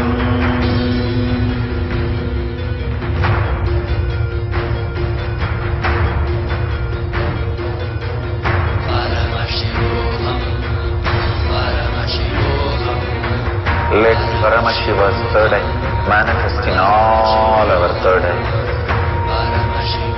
Let the Amrita pour, let the Vanni open up, manifest in all of us.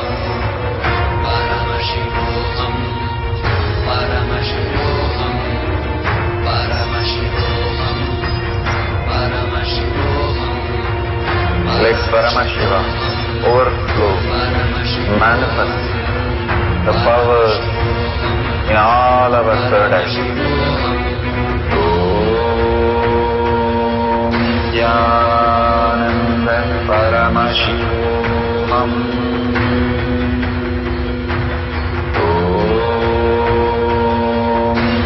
Nithyananda Paramashivoham.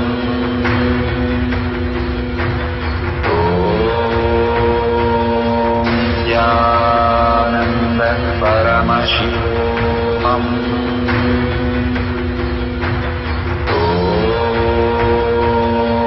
Nithyananda Paramashivoham. Nithyananda Paramashivoham.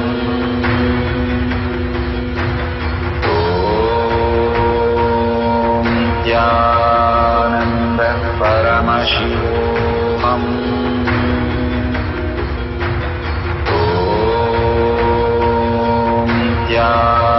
Nithyananda Paramashivoham.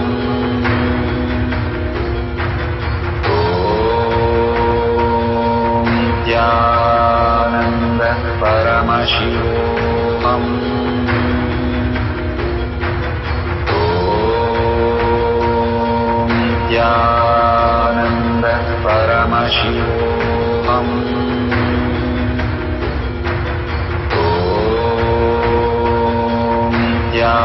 Nithyananda Paramashivoham.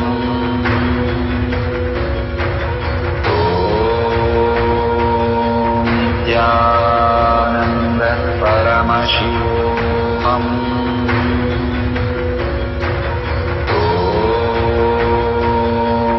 Nithyananda Paramashivoham.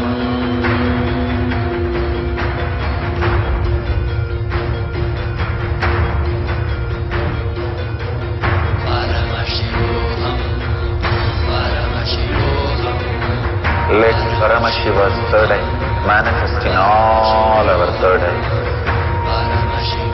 Let the Amrita pour. Let the Vani open up. Manifest in all of us. Paramashivoham, Paramashivoham, Paramashivoham, Paramashivoham. Let Paramashiva overflow, manifest the powers in all of us third eye. Nithyananda Paramashivoham.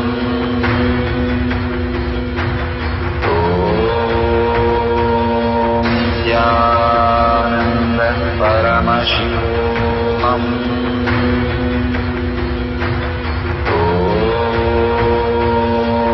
Nithyananda Paramashivoham.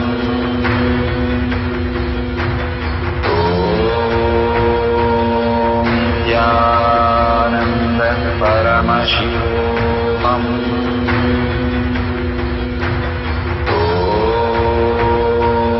Nithyananda Paramashivoham. Yamuna, such a beautiful revelation. Whatever Bhagavan has shown and revealed, just note it down, even if it is little. How these small kids start remote vision by seeing small things, and they verify it so beautifully, and it is absolutely correct. Once when I was scanning, I saw somebody's third eye blocked. I was asking him that what food he was eating, what he was doing, and how things are around him. And he said, I'm a Pandit, I eat only vegetarian, very organic food is grown in home. Everything is like perfect. Then I was thinking how he is having his third eye blocked, but because I can see it. And I told him, no, something is blocking your third eye. Please look in of what you're using. And he said, I use only Patanjali, I use only organic, I don't eat outside, I don't eat in restaurant. So I was just asking him what are the things that he used, and he said Patanjali, and we found out in Patanjali toothpaste the fluoride is there, which was blocking his third eye. Such beautiful, and whenever Bhagavan reveals something, it is absolutely true.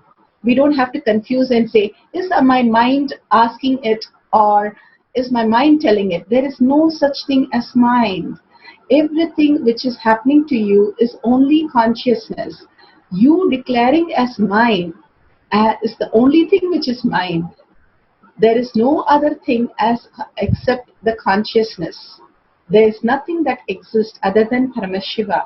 Is the true space. The Ishtadevata you connect again and again will reveal you that whatever you're seeing is absolutely true and absolutely you're manifesting every minute. That is why we are breathing. We are experiencing this body and this life. Every minute Paramashiva is manifesting. There's nobody who can say, I'm not manifesting, I'm yet to manifest. Then we are like a dead body who are saying, I'm starting to breathe. Everybody experience the oneness with Paramashiva. Everything is a manifestation. The more and more you living in that space will make you realize that. The more and more you understand you are manifesting the reality consistently. Otherwise we cannot be living. So only realizing that space is saying I'm manifesting. Now we are going to have one more 10-minute cycle of seeing the remote vision. Again, if you can connect to the partner or your book or something which has happened very, very long back, and simply you can see it reveal for you, and you can surely see that as your reality when you verify after this session is over. So if you have a partner, wonderful, write the questions again for your partner and ask them to see the remote vision of unknown places or happening or events. And we can verify with the partner 100% after this oneness capsule for 10 minutes. Let's start the chanting. Let's sit straight. Remember Bhagavan again and again in your third eye. That is the Ishtadevata you're getting connected to. Contemplate on OCD and IID that Bhagavan has given, becoming a cosmic being. Again and again, chant the Mahavakya intensely, your whole being vibrates with it. Om Nithyananda Paramashivoham. Let's start.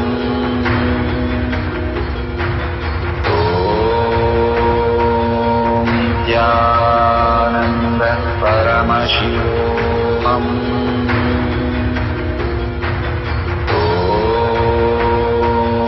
Nithyananda Paramashivoham.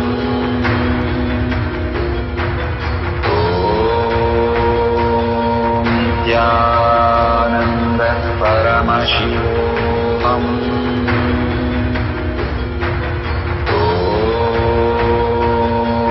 Nithyananda Paramashivoham.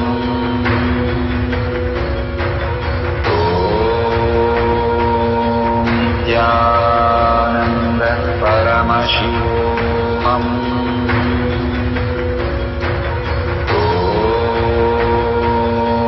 Nithyananda Paramashivoham.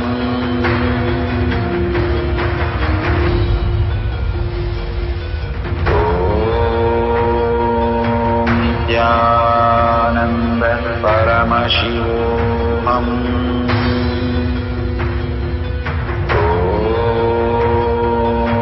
Nithyananda Paramashivoham.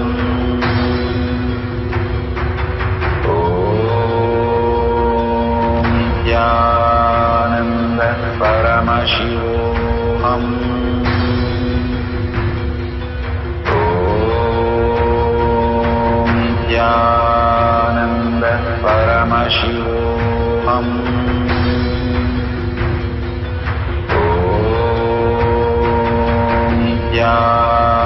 Nithyananda Paramashivoham.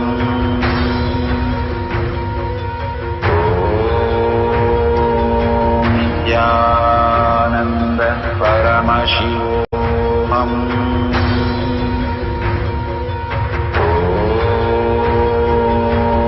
Nithyananda Paramashivoham.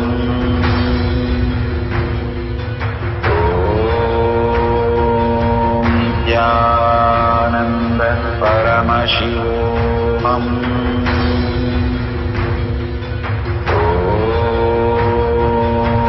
Nithyananda Paramashivoham.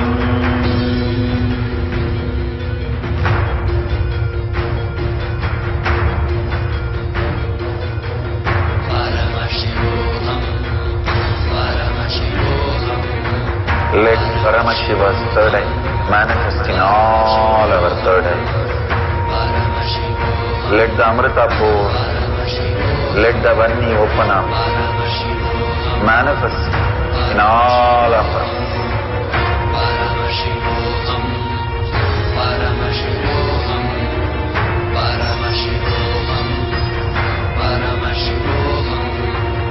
Let Paramashiva overflow, manifest the power in all our third eye.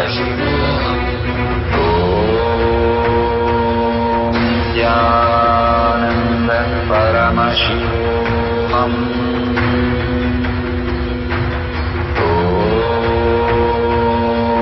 Nithyananda Paramashivoham.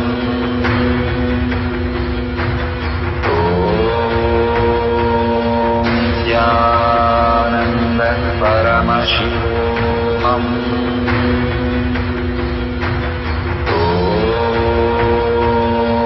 Nithyananda Paramashivoham.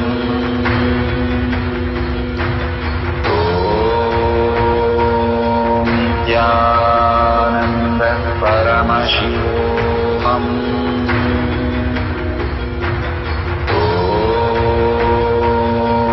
Nithyananda Paramashivoham.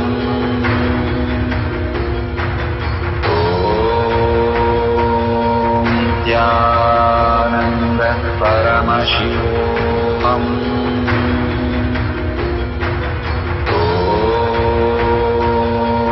Nithyananda Paramashivoham.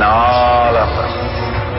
Paramashivoham, Paramashivoham, Paramashivoham, Paramashivoham. Let Paramashiva overflow, manifest the power in all our third eye. Nithyananda Paramashivoham.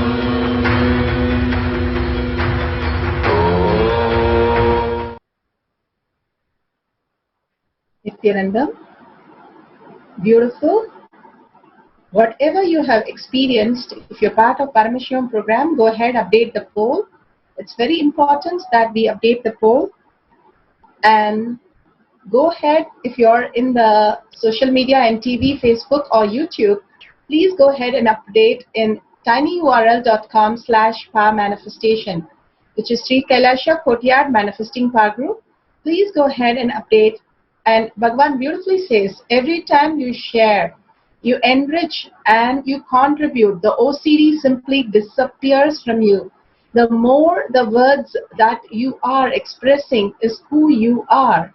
And the more you are going to describe about the Ishtadevata to your friends and families and connecting them to Bhagavan and causing their highest reality is causing your reality. You expand your friend circle, the new jobs, new abundance that you're creating is by contribution. Bhagavan always says all the avatars, the only thing they do is contribute, contribute, contribute. 24/7, 365 days. That's why they are in such abundance of happiness, health, wealth, everything. So go on contributing whatever you are manifesting, even if it is small, by sharing this in the tinyurl.com/powermanifestation.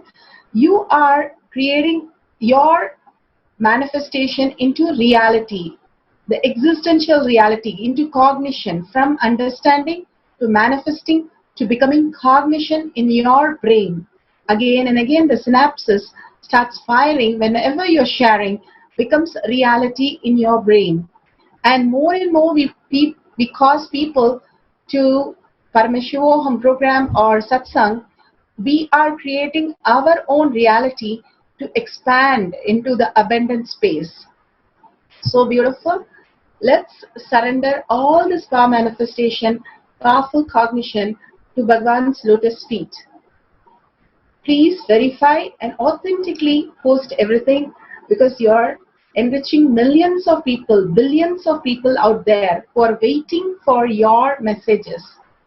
So thanks Swamiji with a deep gratitude and oneness space for experiencing this power manifestation.